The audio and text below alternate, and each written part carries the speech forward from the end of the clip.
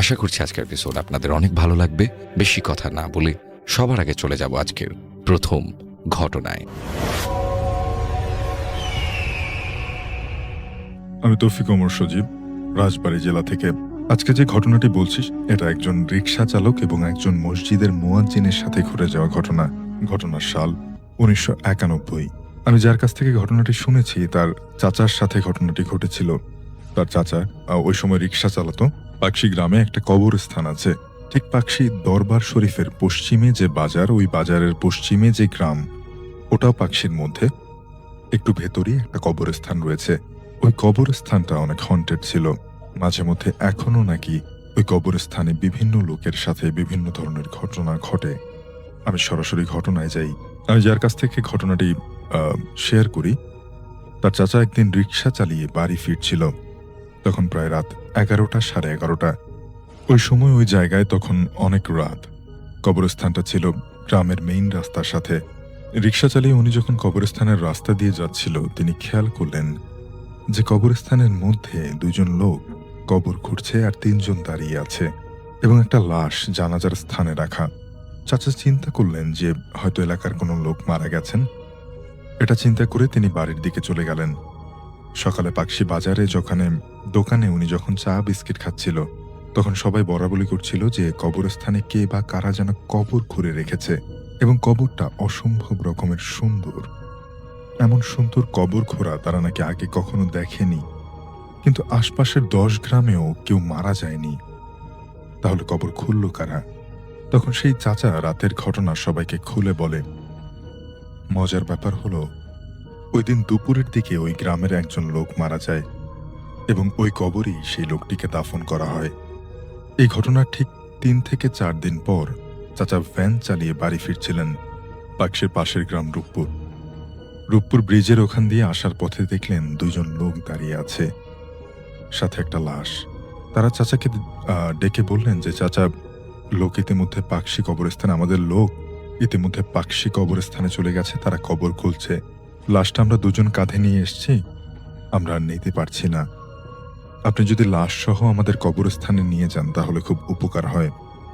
চাচা আবার খুব উপকারী মানুষ ছিলেন। তিনি চিন্তা করেন যে ঠিকই তো, তারা খুব বিপদে পড়েছে, আর আমি যেহেতু বাড়ির দিকে যাচ্ছি আর কবরস্থান পাড়ি দিয়েই যেহেতু আমাকে বাড়ি যেতে হয়, তাদের যদি আমি একটু উপকার করি তাহলে ওনাদের জন্য ভালো হয়। তাহলে আমি তাদেরকে নিয়ে যাই। তখন চাচা বললেন যে আচ্ছা, আপনারা চলেন। চাচা নিজেই তাদের লাশ রিকশায় উঠিয়ে দিয়ে, লাশের সাইজটা ছিল মোটামুটি ছোট, চাচা রিকশা চালিয়ে পাকশি কবরস্থানে নিয়ে যায়। সেখানে গিয়ে দেখলেন যে কবরস্থানে 2 থেকে 3জন লোক দাঁড়িয়ে আছে। চাচা লাশটা নিজের কাঁধে করে জানাজার স্থানে নিয়ে যায়। তারা চাচাকে 100 টাকা হাতে ধরিয়ে দেয়। চাচা টাকাটা নিতে অস্বীকৃতি জানায়। চাচা বলে যে আজ যদি আমার কোনো আত্মীয়ের মধ্যে কেউ মারা যেতেন তাহলে আমি কি তাদের এই উপকারটা করতাম না? তারা চাচাকে অনেক সাধে, কিন্তু চাচা টাকাটা নেয়নি। তারপর চাচা বললেন যে আচ্ছা, আপনারা কবর খোঁড়া রেডি করেন, আমি মসজিদের ইমাম সাহেবকে নিয়ে আসছি। চাচা মসজিদে গিয়ে তাদের ইমাম ও মুয়াজ্জিনকে নিয়ে আসে জানাজা দেওয়ার জন্য। চাচা মুয়াজ্জিনকে নিয়ে কবরস্থানে গিয়ে যা দেখলেন তাতে তিনি অবাক হলেন। দেখলেন সেখানে একটা লোকও নেই, কিন্তু যে কবরটা তারা লাশের জন্য খুঁড়েছিল, সেই কবরের মধ্যে মানুষের গলা কাটা একটা মাথা, 2টা হাত আর 2টা পা। তাছাড়া মানুষের কোনো বডি সেখানে ছিল না। চাচার মুয়াজ্জিন সাহেব এটা দেখে তারা দ্রুত গ্রামের দিকে যায় এবং তারা গ্রামের অনেক লোক নিয়ে তারা সেই কবরস্থানে যায় এবং সবাই গিয়ে দেখে কবরটা ঠিকই আছে, কিন্তু কবর পুরোটা ফাঁকা। সেখানে কোনো হাত, পা বা মাথা যেটা তারা দেখেছিল ওগুলো কিছুই নেই। কিন্তু কবরটা সেই আগের কবরের মতোই অস্বাভাবিক রকমের সুন্দর। তারপর সবাই গ্রামে ফিরে যায়। সকালে গিয়ে আবারও মাইকে অ্যালার্ম হয় যে আরেকজন লোক মারা গিয়েছে এবং তাকেও সেই কবরে দাফন করা হয়। কিন্তু এই কবরগুলো কারা খোঁড়ে আর কেনই বা গ্রামের লোক মারা যায়? এর থেকে আরো সপ্তাহখানেক ওই লোকটির চাচা রিকশা চালিয়ে বাড়িতে ফিরছিলেন। রাত আনুমানিক 11টার মতো বাজে। চাচা কবরস্থানের কাছে গিয়ে দেখলেন সেম ঘটনা। দেখলেন 4-5জন লোক কবরস্থানে দাঁড়িয়ে আছে, জানাজার স্থানে একটা লাশ শোয়ানো, আর কিছু লোক কবর খুঁড়ছে। চাচা ওই দিন একটু মনে সাহস এনে সামনের দিকে এগিয়ে গেলেন। কবরস্থানের বাঁশের গেট পাড়ি দিয়ে কবরস্থানের ভেতরে ঢুকে একটা সালাম দিলেন। চাচার সালামের উত্তরে সবাই একসাথে দিলেন এবং উনি ধরতে পারলেন যে তাদের প্রত্যেকের কণ্ঠই একই রকম। এটা দেখে উনি একটু অবাকই হলেন। চাচা তাদেরকে বললেন যে, আসলে আপনারা কারা? আপনারা এভাবে কবরস্থানে কি করেন, আর কবর কেনই বা খুঁড়ে চলে যান? তখন তাদের মধ্যে যিনি কবর খুঁড়ছিল তিনি নিচ থেকে মাথা উপরে তুলে চাচাকে বলে, এসেছিস চুপচাপ থাকবি, নইলে এই লাশের মতো তোর মাথাটাও টেনে ছিঁড়ে ফেলবো। একথা শুনে চাচা একটু ভয় পেলেন। তাদের এমন আচরণ দেখে চাচা ভয় পেয়ে যায়। চাচা দেখলেন লাশের মাথার দিকের কাপড়টা রক্তে লাল হয়ে আছে। চাচা লাশের কাছে গিয়ে একজনকে বললেন যে, ভাই, কে মারা গেছে আর তার মাথা দিয়ে এত রক্ত কেন? তাদের মধ্যে একজন বলল, কাপড়টা সরিয়ে দেখ, চিনতে পারিস কিনা, দেখতে পারবি তো? না থাক, তুই দেখিস না। চাচা মনে সাহসে নেই, কাপা কাপা হাতে মাথার উপর থেকে কাপড়টা সরিয়ে উনি রীতিমতো পিলে চমকে গেল। পুরো কবরস্থানটা কেমন যেন কেঁপে উঠল। লাশের ঘাড়ে কোনো মাথা নেই। এটা দেখে তিনি চরম ভয় পেলেন। তিনি তখন যিনি কবর খুঁড়ছিলেন তিনি বললেন যে, কিরে, বলছিলাম না দেখিস না? লাশের মাথা দেখবি? লাশের পেটের কাছে পেঁচানো কাপড়টা খোল, দেখ চিনতে পারিস কিনা। চাচা সাহস করে কাপড়ের মাথা খুলতেই দেখে তার পাশের বাড়ির এক ভাতিজার মাথা। জিহ্বাটা দাঁতের সাথে কামড় দিয়ে দাঁত বসিয়ে রেখেছে, সেখানে রক্ত জড়িয়ে আছে। হঠাৎ করে বন্ধ চোখটা খুলে যায় এবং চাচার দিকে ভয়ানক দৃষ্টিতে তাকায়। চাচা এবার সহ্য করতে না পেরে দিক বেদিক ছুট। কবরস্থান থেকে বেরিয়ে রিকশায় উঠে টান শুরু করলেন। কবরস্থান থেকে তার বাসা প্রায় আধা কিলো। বেশ দূরে যেতেই দেখলেন কেউ হেঁটে সামনের দিকে, মানে চাচা যেদিকে যাবেন সেদিকে যাচ্ছে। চাচা প্রচন্ড ভয় পাবার কারণে সামনের জনকে বলেন যে, ভাই, আমি ভয় পেয়েছি, আমাকে বাঁচান। প্রচন্ড ভয়ের কারণে চাচা কথাগুলো বলছিল। লোকটার কাছে যেতেই চাচা হতভম্ব হয়ে যায়। দেখলেন ওই যে কবরস্থানে যে ভাতিজার মাথা কাটা লাশ দেখে আসলো, সেই ভাতিজা এই রাস্তা দিয়ে হেঁটে হেঁটে বাড়ির দিকে যাচ্ছে। কিরে, তুই এখানে? তাহলে কবরস্থানে কাকে দেখে আসলাম? ভাতিজা বলে, কবরস্থানে আমি কি করতে যাব?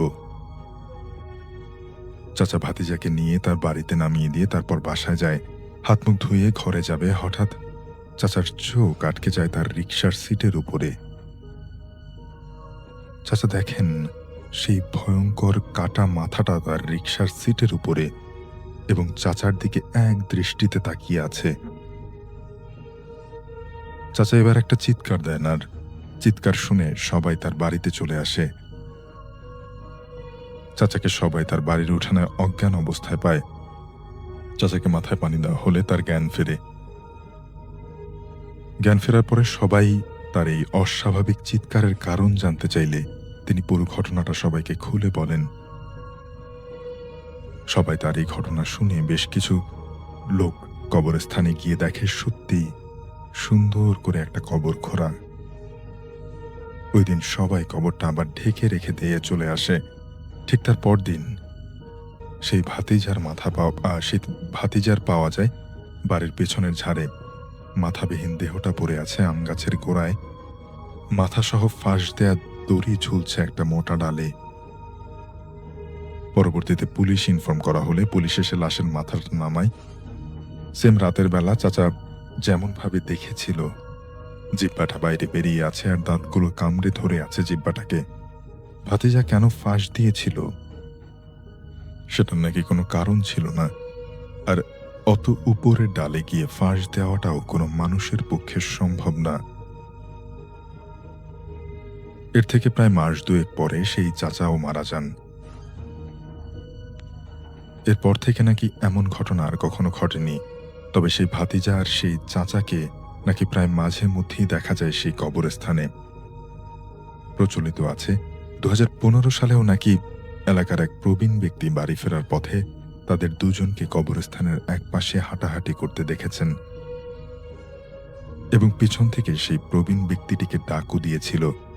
সে পেছনে তাকায়নি। এটাই ছিল ঘটনা। ভালো লাগলে পড়ে শোনাবেন। আসসালামু আলাইকুম রাসেল ভাই, আসসালামু আলাইকুম লিসেনার্স। আশা করি সবাই ভালো আছেন। এই স্টোরিটি সরাসরি একটি জিনের কাছ থেকে অনুমতি নিয়ে শেয়ার করা হচ্ছে। আপনারা স্টোরিটি পুরোপুরি শোনার পরে আমার এই কথার মর্মার্থ বুঝতে পারবেন। তো কথা না বাড়িয়ে সরাসরি চলে যাচ্ছি মূল ঘটনায়। ঘটনাটির সময়কাল 2013 সাল। 2013 সালের কোনো এক সন্ধ্যার পর এই ঘটনাটি ঘটে।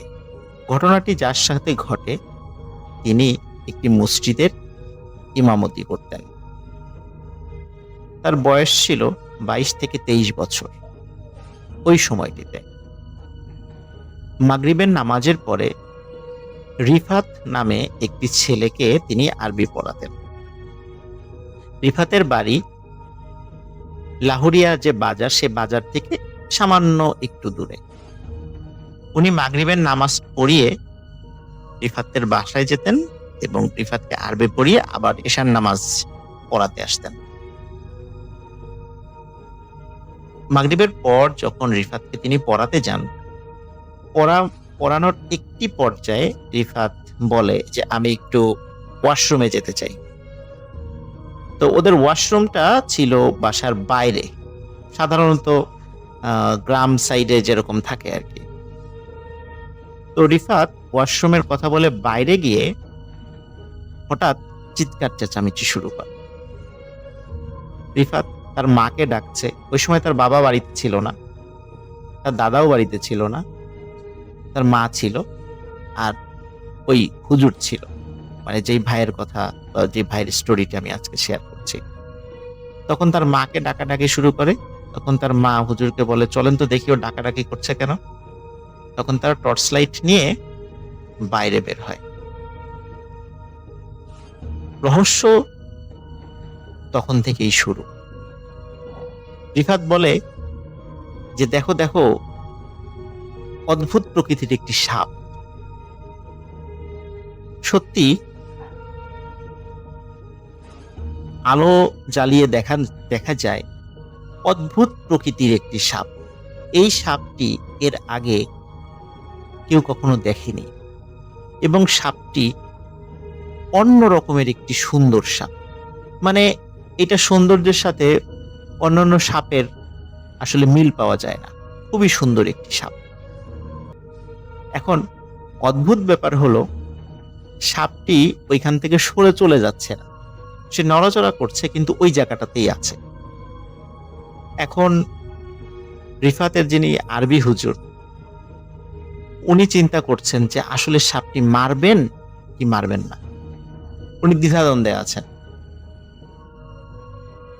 এই দ্বিধাদ্বন্দ্বের একটি পর্যায়ে উনি সিদ্ধান্ত নেন যে না, সাপটিকে তিনি মেরে ফেলবেন। দ্রুত উনি একটি লাঠি নিয়ে এসে সাপটির গায়ে আঘাত করেন এবং অল্প সময়ের মধ্যেই সাপটি মারা যায়। সাপটি মারা যাওয়ার পরে তারা সবাই চিন্তা করে যে এই ধরনের সাপ এর আগে কখনো তারা দেখে। এই জন্য ওই ভাই উনি তার কাছে থাকা মোবাইলে কয়েকটি ফটো তুলে রাখেন ওই সাপের। প্রিয় লিসেনার্স, ঘটনাটি শুরু এখান থেকে। যেদিন সাপটিকে মারা হয় ওই দিন ছিল বৃহস্পতিবার সন্ধ্যার পর। শুক্রবার ফজরের নামাজের পর ওই ভাইয়ের অভ্যাস ছিল একটু ঘুমানো। ফজরের নামাজের পর উনি একটু ঘুমিয়েছেন, হঠাৎ করে একটি আননোন নাম্বার থেকে ওনার ফোনে একটি কল আসে। কল রিসিভ করার পরে উনি শুনতে পান যে বাজারেরই একজন লোক তাকে বাজারে ডাকছে। কারণ হিসাবে বলেন যে একজন অপরিচিত ভদ্রলোক আসছে, বৃদ্ধ ভদ্রলোক, তিনি তার সাথে দেখা করতে চান। তো ওই ভাই উনি জামা কাপড় পরে রেডি হয়ে বাজারে আসেন, লাহুরিয়া বাজারে। বাজারে আসার পর দেখেন খুব সুন্দর চেহারার একজন বয়স্ক দাড়িওয়ালা মুরব্বী একজন ভদ্রলোক বসে আছেন। বসে থাকার পর উনি যখনই ওই ভাইকে দেখেছেন, তো উনি উঠে দাঁড়ান। উঠে দাঁড়ানোর পরে ওই ভাই তাকে আগে সালাম দেন। তখন বলেন যে, আপনি আজকেই আমার সাথে যাবেন মিঠাপুর নামক একটা জায়গায়। ওইখানে একটা মসজিদ আছে, আপনি ওই মসজিদে ইমামতি করবেন। এখানে যেই টাকা আপনাকে দেওয়া হয় বেতন হিসাবে, তার থেকে দ্বিগুণ টাকা আপনাকে দেওয়া হয়। আপনি এখনই আমার সাথে যেতে হবে। এখন ওনাকে যখন মানে এখনই যেতে হবে এই কথাটা বলে, তখন ওই ভাইয়ের মনে কিন্তু অনেকগুলো সন্দেহ জন্ম নেয়। কেন এত তাড়াতাড়ি এখনই যেতে হবে কেন? উনি বলে যে, আসলে আমি তো এখানে একটা চাকরি করি, আমি তো এইভাবে হঠাৎ করে চলে যেতে পারি না। কিন্তু উনি বলে যে, আপনি এখন একজনকে এখানে রেখে আমার সাথে যেতে হবে এবং এখনই ওই মিঠাপুর মসজিদে গিয়ে আপনি জুম্মার নামাজ পড়াবেন শুক্রবারে। এই ঘটনার আকস্মিকতায় উনি হতভম্ব হয়ে যান যে, এইভাবে তো কেউ সচরাচর বলে না। তখন ওই ভাই তার ছোট ভাইকে জুম্মার নামাজ পড়ানোর দায়িত্ব দিয়ে ওই মুরব্বির সাথে মিঠাপুরের উদ্দেশ্যে রওনা দেন। স্বাভাবিকভাবেই যেই পরিবহন ব্যবস্থা ছিল সেই পরিবহনের মাধ্যমে মিঠাপুরে আসেন এবং মিঠাপুর একটি মসজিদে উনি জুম্মার নামাজ পড়ান। জুম্মার নামাজ পড়ানোর পর আসরের নামাজ, মাগরিবের নামাজ, এশার নামাজ যখন হয়ে যায়, এশার নামাজের পর যখন ওনাকে যেখানে থাকতে দেওয়া হয়েছে সেখানে বিশ্রাম নিচ্ছিলেন, হঠাৎ করে একজন মানুষ এসে তার দরজায় নক। দরজা খুলে দেখে ওই মুরব্বি, যেই মুরব্বি তাকে সকালবেলায় এই মিঠাপুরে নিয়ে এসেছে। তখন ওই মুরব্বি ওই ভাইকে বলে, আপনাকে এখনই আমার সাথে যেতে হবে। তখন উনি বলে যে, আপনার বাড়ি কোথায়? বলে যে, আমার বাড়ি এই যেই আপনি যে মসজিদে নামাজ পড়েন এই মসজিদের কাছাকাছি। কিন্তু কোন গ্রামে এক্স্যাক্টলি উনি বলেননি। তখন উনি বলেন যে, আপনার সাথে যেতে হবে কেন? তখন উনি বলেন যে, আমার ছেলে মারা গেছে, আপনাকে আমার সাথে যেতে হবে, আপনাকেই তার দাফন কাফন করতে হবে। তখন ওই ভাই রাজি হন না, যেহেতু অপরিচিত একটি জায়গা, উনি কিছুতে রাজি হতে চান না। কিন্তু ওই মুরব্বী ভদ্রলোক উনি খুব পিড়াপিড়ি শুরু করেন যে, না, আপনাকে যেতেই হবে। এক সময় ওই ভাই রাজি হন এবং ওই মুরব্বীর সাথে যাওয়া শুরু করেন। ওই মুরব্বীর সাথে আরো 2 জন লোক এসেছিল। এখন ওই সময়টা ছিল এমন একটি সময় যে তখন আশেপাশে যে বিল ছিল, বিলে মোটামুটি পানি চলে এসেছে। এখন কোন বাড়িতে যে যাবে সেটা কিন্তু ওই ভাই জানতেন না। তখন দেখলেন যে ওই মুরব্বি একটি বড় নৌকা নিয়ে এসেছে। তখন সবাই নৌকায় চড়ে বসে এবং নৌকা চলতে থাকে। কিছু সময় নৌকা চলার পরে ওই ভাই ফলো করেন যে নৌকা আসলে বিলের মধ্যে দিয়ে যাচ্ছে না। আশেপাশে নৌকার সাথে ঘেঁষে বড় বড় গাছ পালা, ঘাস এরকম দেখা যাচ্ছে চাঁদের আলোতে। উনি আরো ভালো করে খেয়াল করেন, নৌকা পানির উপর দিয়ে চলছে না, নৌকা মাটির উপর দিয়ে চলছে এবং অনেকটা ভেসে ভেসে চলছে। যখনই উনি এইটা দেখেন তখনই মারাত্মক ভয় পেয়ে যান। তখন উনি কিছু বলার আগেই নৌকার সামনে থাকা ওই ভদ্রলোক ওই ভাইকে বলেন যে, বাবা, তোমার কোনো ভয় নেই, তুমি নিশ্চয়ই বুঝতে পেরেছো যে আমরা মানুষ নই, আমরা জিন। আমার সন্তান মারা গেছে, এই সন্তানকে গোসল করানো, জানাজা পড়ানো এবং দাফন করা থেকে শুরু করে নিয়ে সব কাজ তোমাকেই করতে হবে। তখন উনি আসলে ঘটনার আকস্মিকতায় এতটা হতভম্ব হয়ে গিয়েছিলেন যে উনি তখন কি বলবেন কিছু বুঝে উঠতে পারছেন না। কারণ উনি সজ্ঞানে দেখছেন যে ওনার চারদিকে যারা আছে সবাই জিন, কিন্তু মানুষ রূপী, এবং এই নৌকাটি শূন্যের উপর দিয়ে ভেসে চলছে, কিন্তু সেটা মাটির উপর দিয়ে, পানির উপর দিয়ে নয়। তখন উনি সাহস করে জিজ্ঞাসা করেন, আপনার ছেলে কখন মারা গেছে? তখন ওই মুরব্বী বলেন বৃহস্পতিবার সন্ধ্যার পরে। বলে, বৃহস্পতিবার সন্ধ্যার পরে এখনো রেখে দিয়েছেন? বলে, হ্যাঁ, এখনো রেখে দিয়েছি তোমার জন্য, তুমি সব কাজ করবা, তোমাকে এই কারণেই নিয়ে যাচ্ছি। তখন বলে, আমাকেই কেন নিয়ে যাচ্ছেন সেখানে? তখন উনি বলেন যে, তোমাকে এই জিনিসটা আমি দেখাতে চাই যে একটি পরিবারের যখন পিতামাতার বুক খালি হয়ে যায় তখন তাদের কি পরিমাণ কষ্ট হয়, এটাই তোমাকে দেখতে হবে আজকে, চলো। তো উনি প্রচন্ড ভয় পেতে থাকেন, কিন্তু ওই মুরব্বী ওই ভাইকে অভয় দিতে থাকেন যে তোমার কোনো ভয় নেই, তোমাকে আমি যেভাবে নিয়ে এসেছি আবার এভাবেই সুস্থ শরীরে তোমাকে পৌঁছে দেয়া আমার দায়িত্ব, তুমি ভয় পেও না। এবং এত সুন্দর ব্যবহার করেন ওনার সাথে যে উনি রীতিমতো অবাক হয়ে যান। কিছু সময় পরে একটি বাড়ির সামনে নৌকাটি দাঁড়ায়। নৌকা থেকে তারা নামেন। নামার পরে দেখেন সাদা জুব্বা পরা, সফেদ দাড়ি অসংখ্য লোক সেখানে আছে এবং বাড়ির ভেতর থেকে কান্নার আওয়াজ ভেসে আসছে। এবং ওই বাড়ির যেই ডিজাইন বা অন্য কিছু স্বাভাবিক বাড়ির থেকে সেটা ছিল আলাদা।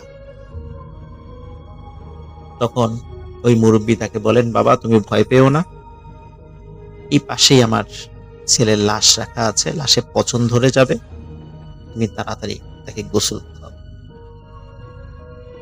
উনি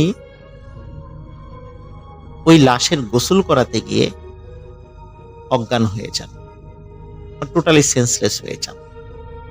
আমরা সাধারণত প্যারানর্মাল যেই গল্পগুলো করে থাকি, লিসেনার আপনারা খেয়াল করবেন যে আমরা বলি যে এই ঘটনা দেখে সে অজ্ঞান হয়ে গেছে, চোখ খুলে দেখে সে তার বাড়িতে, তখন সবাইকে ঘটনা খুলে বলে।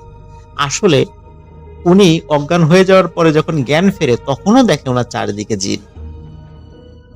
উনি যেখানে এসেছেন সেখানকার লোকজন চারদিকে দাঁড়িয়ে আছে। উনি সেন্সলেস থেকে যখন আবার সেন্সে আসে, আবার এই লাশের গোসল দেয়। গোসল দেওয়ার পরে জানাজা হবে, জানাজা পড়ানোর দায়িত্বও পড়ে ওই ভাইয়ের। উনি আবারও জানাজা পড়াতে গিয়ে সেন্সলেস হয়ে যান। ওই জিনেরাই তার জ্ঞান ফেরায়। জ্ঞান ফেরার পরে উনি জানাজা পড়ান, তাকে দাফনও করা হয়। উনি মোট 3 বার এই সেন্সলেস হয়ে গিয়েছিলেন। জানাজা থেকে শুরু করে নিয়ে সব কাজ শেষ হয়ে যাবার পর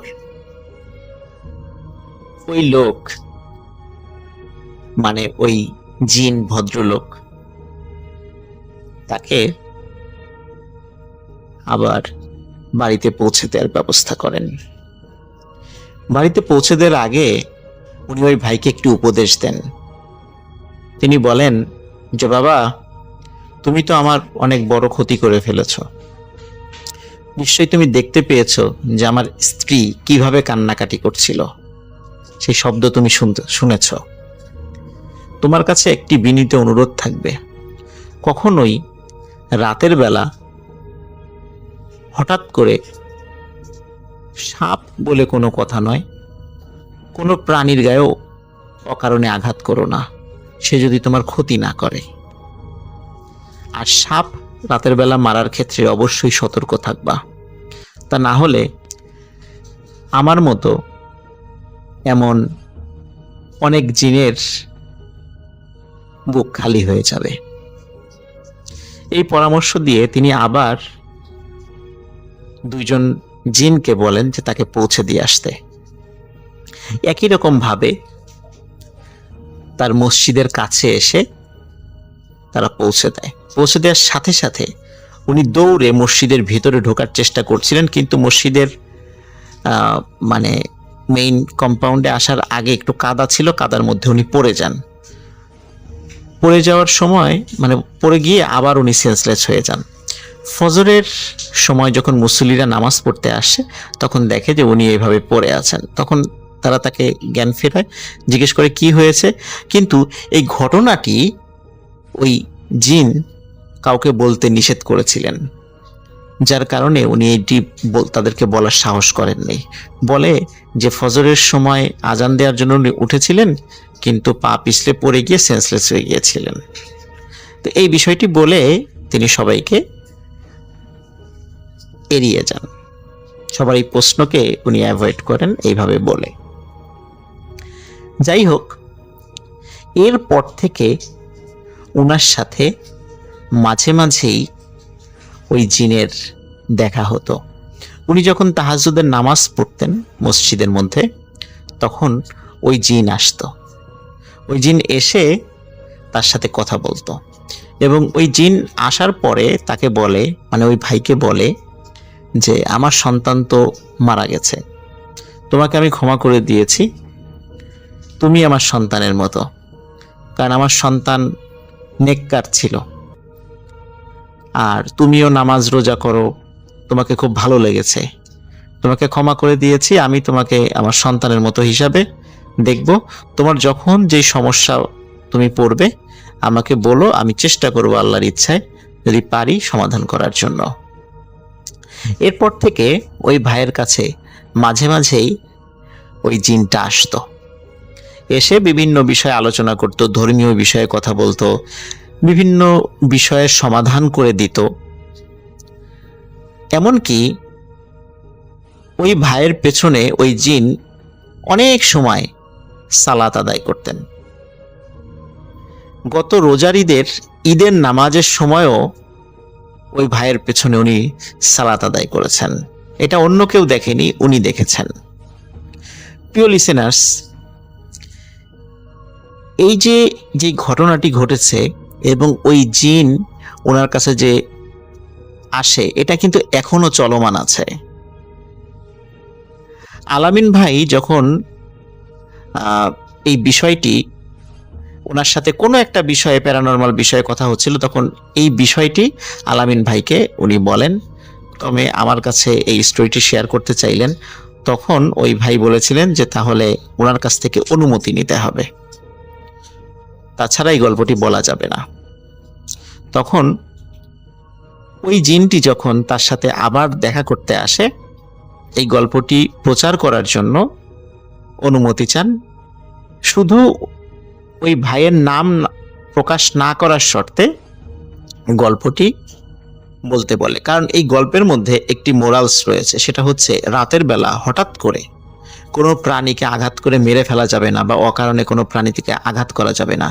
এটাই এই গল্পের ছিল মোরালস, এবং এই শর্তে এই গল্পটি শেয়ার করার অনুমতি পাওয়া যায়। প্রিয় লিসেনার্স, এখনো কিন্তু ওই ভাইয়ের সাথে ওই জিনের দেখা হয়, কথা হয়। আসসালামু আলাইকুম রাসেল ভাই, আমি একটু পরিচয় দিই, কারণ অনেক লিসেনার্স নতুন নতুন এসেছে। আমার নাম ডক্টর আলী। তো আজকে যে ঘটনাটা নিয়ে আসছি, সেদিন বৃষ্টি হচ্ছিল প্রচুর, অনেক বৃষ্টি, আনবিলিভেবল। এত বৃষ্টি আমি আগে কখনো দেখি নাই।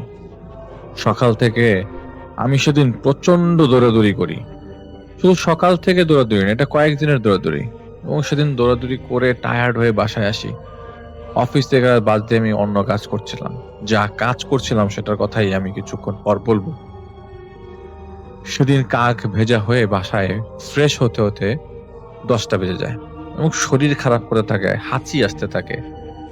আসলে বৃষ্টিতে ভেজার আমার এত অভ্যাস নাই, কিন্তু এই গত 2 দিন যাবত এবং আজকে মিলে বেশ অনেকবার বৃষ্টিতে ভেজা হয়েছে। আসলে 7 দিনের মতো দৌড়াদৌড়ি করে আমার অবস্থা প্রায় কাহিল। জন্মগতভাবে আমি আমার পার্সোনাল কিছু কথা বলতে চাই। আমি যদি আমার পার্সোনাল কথাগুলো না বলি, তাহলে ঘটনার পরিপ্রেক্ষিতে অনেক কথাই বলা সম্ভব হবে না। জন্মগতভাবে আমি আমার বাবা মাকে স্মরণ করতে পারি না। জন্মের পর থেকে আমি আমার বাবা মার কথা মনে করছি না, খালি ছবি দেখেছি এতদিন যাবৎ। আমার জন্মের 2 বছর পর আমাকে বাসায় রেখে আম্মার শরীর খারাপ থাকায় ডাক্তারের কাছে গিয়েছিলেন তারা। ব্যাক করবার সময় অটোকে বাসের চাপায়, মানে অটোকে বাস চাপা দেয়, এবং সেইখানেই ঘটনাস্থলেই আমার বাবা মা মারা যায়। সে অটো চালক সহ মারা যায়। না বললেই না, সেই 1992 সালের কথা। আমি মানুষ হই আমার ছোট চাচার বাসায়।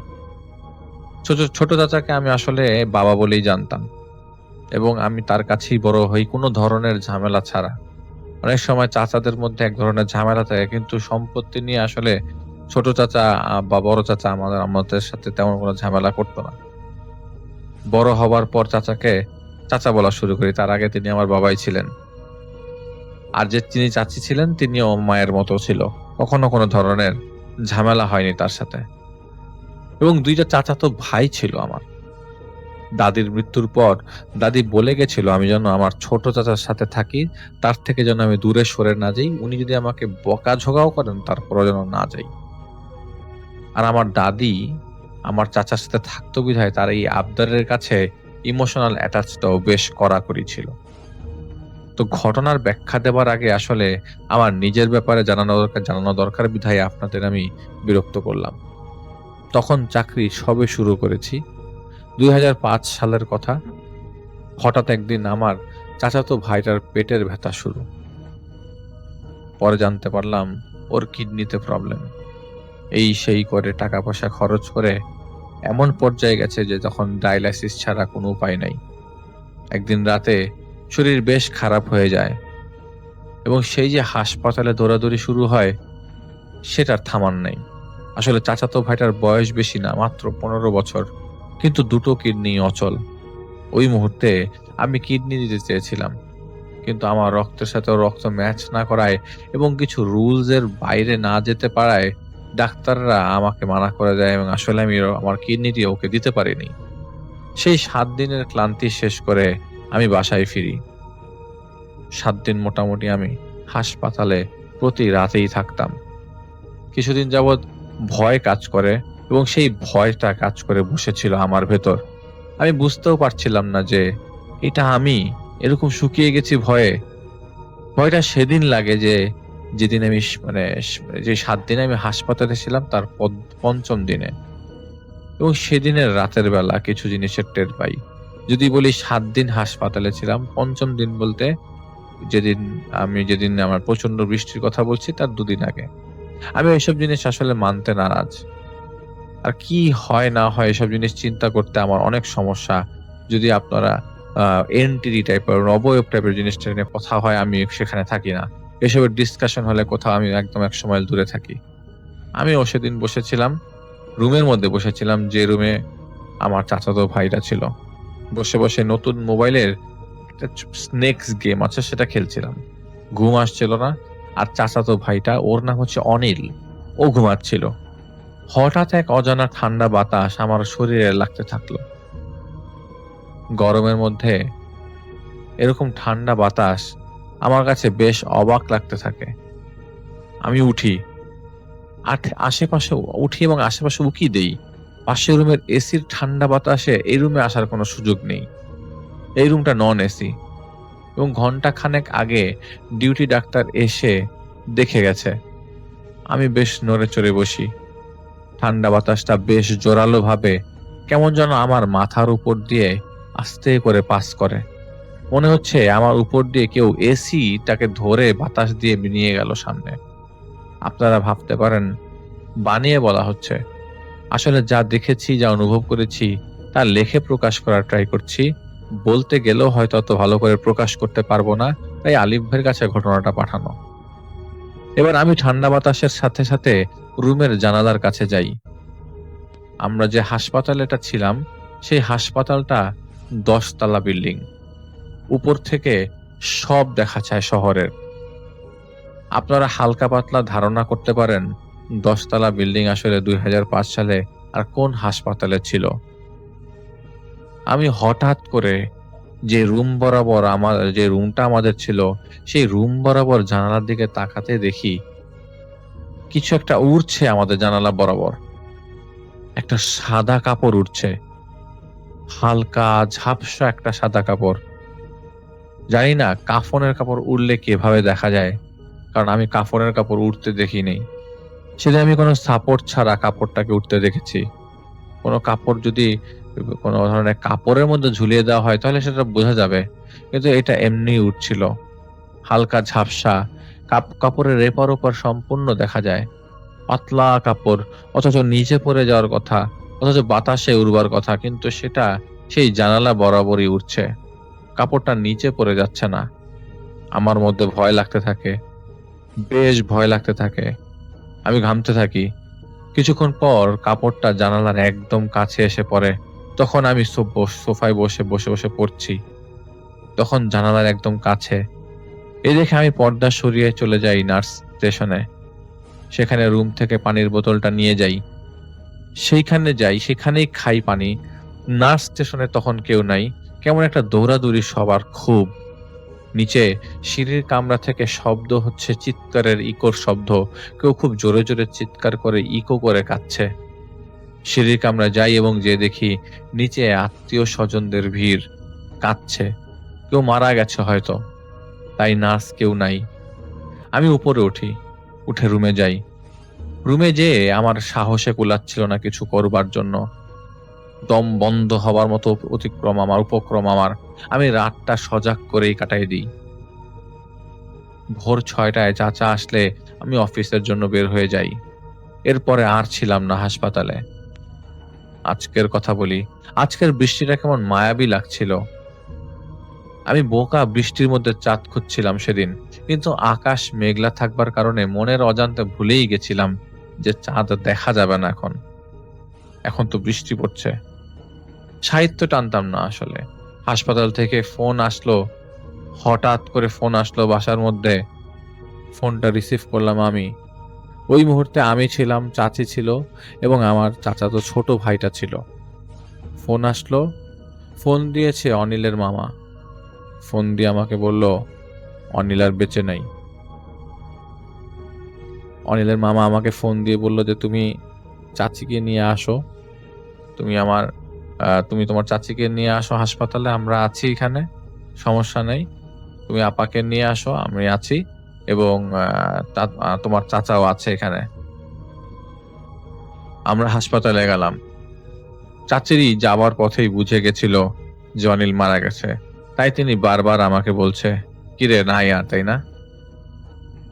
তারপর ওনার শক্ত অবস্থা দেখে আমিও কেমন যেন শক্ত হয়ে গেলাম। অনিল তো আমার কাছেই মানুষ হয়েছে, বলতে গেলে আমার কোলে কোলেই মানুষ হয়েছে। চাচি হাসপাতালের রুমে ঢুকতে যাও, চাচিকে আর হাসপাতালের ওই যে রুমে ছিল অনিল সেই রুমে ঢুকতে হয়নি, কারণ অনিলের লাশ বারান্দাতেই রাখা ছিল, চাদরে ঢাকা। যেই চাদর বাসার থেকে নিয়ে এসেছিল সেই চাদরে ঢাকা। যেরকম শরীরের উপর কাপড় থাকলে শরীরের কারণে উঁচু লাগে কাপড়টা, সেরকম উঁচু অবস্থায় হালকা অবয়বের ন্যায় জানালার সামনে আমি এরকমই দেখেছিলাম। যাই হোক, আমার উপর দায়িত্ব পড়ে। আমি হাসপাতাল থেকে ডেথ সার্টিফিকেট নিয়ে রিলিজ দিয়ে বের হই। অ্যাম্বুলেন্সে করে বাসায় নিয়ে আসা হয় অনিলকে। প্রচন্ড বৃষ্টি, প্রচন্ড। রাত তখন 1:30 কাছাকাছি। সময়গুলো আমার মুখস্থ ছিল, কারণ প্রত্যেকটা সময় আমি ঘড়ি দেখে দেখে প্রতিটা ইনসিডেন্টকে কানেক্ট করার ট্রাই করেছি। ওই মুহূর্তে বাসায় আসবার সময় অ্যাম্বুলেন্সে অনিলের লাশের সাথে আমি বসেছিলাম। সব সময়ের মতো অনিলের হাতটা আমি ধরি। বিশ্বাস করবেন আলিফ ভাই, আপনি বিশ্বাস করবেন, আমি যখন হাতটা ধরি আঙ্গুলের কেমন একটা নাড়াচাড়া আমি হাতের ভিতর স্পষ্ট ফিল করতে পারি, যেন আমার ধরার পর অনিলও তার আঙ্গুল দিয়ে আমার হাতটা ধরলো। এবার আর শক্ত থাকতে পারলাম না, আমি কেঁদে দিলাম। আমার কান্নার শব্দ গাড়িতে ছড়িয়ে যাচ্ছে। গাড়িতে সামনেই অনিলের মামা বসেছিল। আমি বলতে লাগলাম, মামা আমার খারাপ লাগছে, মামা আমার খারাপ লাগছে। তখন সেই মামা আমাকে বলে, তুমি হাতটা সরাও, তুমি যে ধরে আছো এজন্য খারাপ লাগছে। আমি বলতে থাকি, আমার সাথেই তো আমার ভাইটা ঘুমাতো, ও যখন ছিল আমি ওর হাত ধরতাম রাতের বেলা। এটা আমার অভ্যাস ছিল ওর হাতটা ধরার। যখন ছোট ছিল, ছোট অবস্থায় ওর হাতের ভেতরে আঙ্গুল দিতাম, আর আঙ্গুলটা ও সুন্দর করে নাড়িয়ে নাড়িয়ে আমার হাতটা আমার আঙ্গুলটা ধরে চাপ দিত। এইভাবেই যেভাবে মৃত অবস্থায় নাড়ালো। হাইয়ের বৃষ্টি কাকে বলে! সেদিন গাড়ি বাসার কাছাকাছি এসে পড়ে। মনে হচ্ছে অনিল আমার পাশে বসেই কান্না করছে ওই মুহূর্তে অ্যাম্বুলেন্সের ভেতর। আমি শব্দ পাচ্ছিলাম অনিলের কান্না করার। কি আজব অবস্থা! আমার মাথাটা খারাপ হয়ে গেছে। এদিকে বাড়ির সামনে হাঁটুর উপরে পানি, গাড়ি গাড়ি ঢুকছে কিন্তু পুরোপুরি গেটের কাছে যেতে পারছে না, কারণ ওই জায়গায় বেশি পানি। ভেবেছিলাম কলাপসিবলের গেটের ভেতরে লাশ গোসল করানো হবে, কিন্তু পানির এতটাই বৃষ্টি হয়েছে ও সে হচ্ছিল সেদিন, নিচু এলাকা হবার কারণে পানি নিচতলার ফ্লোরে ঢুকে যায়। প্ল্যান হয় ছাদে অনিলের গোসলের ব্যবস্থা করা হবে, কিন্তু ছাদের মধ্যেও বৃষ্টি হবার কারণে এবং ছাদের মধ্যেও আমরা প্ল্যানটা ক্যান্সেল করি। বৃষ্টি এবং পানি জমবার কারণে এলাকার হুজুরও আসতে পারছিল না সেই মুহূর্তে। এদিকে বৃষ্টি থামছেই না। 2 তলায় আমরা থাকতাম। হুজুরকে রিক্সা করে অনেক কষ্টে নিয়ে আসা হয়, যে হুজুর আসলে যারা লাশ গোসল করায়। বৃষ্টি কমেছে কিন্তু পড়ছিল তখনও। রাত 2:30 বাজে। আমরা চাইছিলাম লাশ গোসল করিয়ে নিয়ে সরাসরি সকালবেলা ভোরের বেলা গ্রামের দিকে রওনা দিব। গ্রাম সাতক্ষীরায়। গ্রামের বাড়িতে বলে দেওয়া হয়, কারণ আমরা বলে দিই যে গ্রামের বাড়িতে যে কবর যাতে খুঁড়ে রাখা হয়, যেহেতু গ্রামের বাড়ি অনেক দূর, তাই আমরা সকাল সকাল রওনা হবার প্ল্যান করি। এরকম কথা হচ্ছিল, এরই মাঝে আমি অনিলকে আরো একবার দেখতে পাই। অনিলকে তখন আমার রুমে রাখা হয়েছে।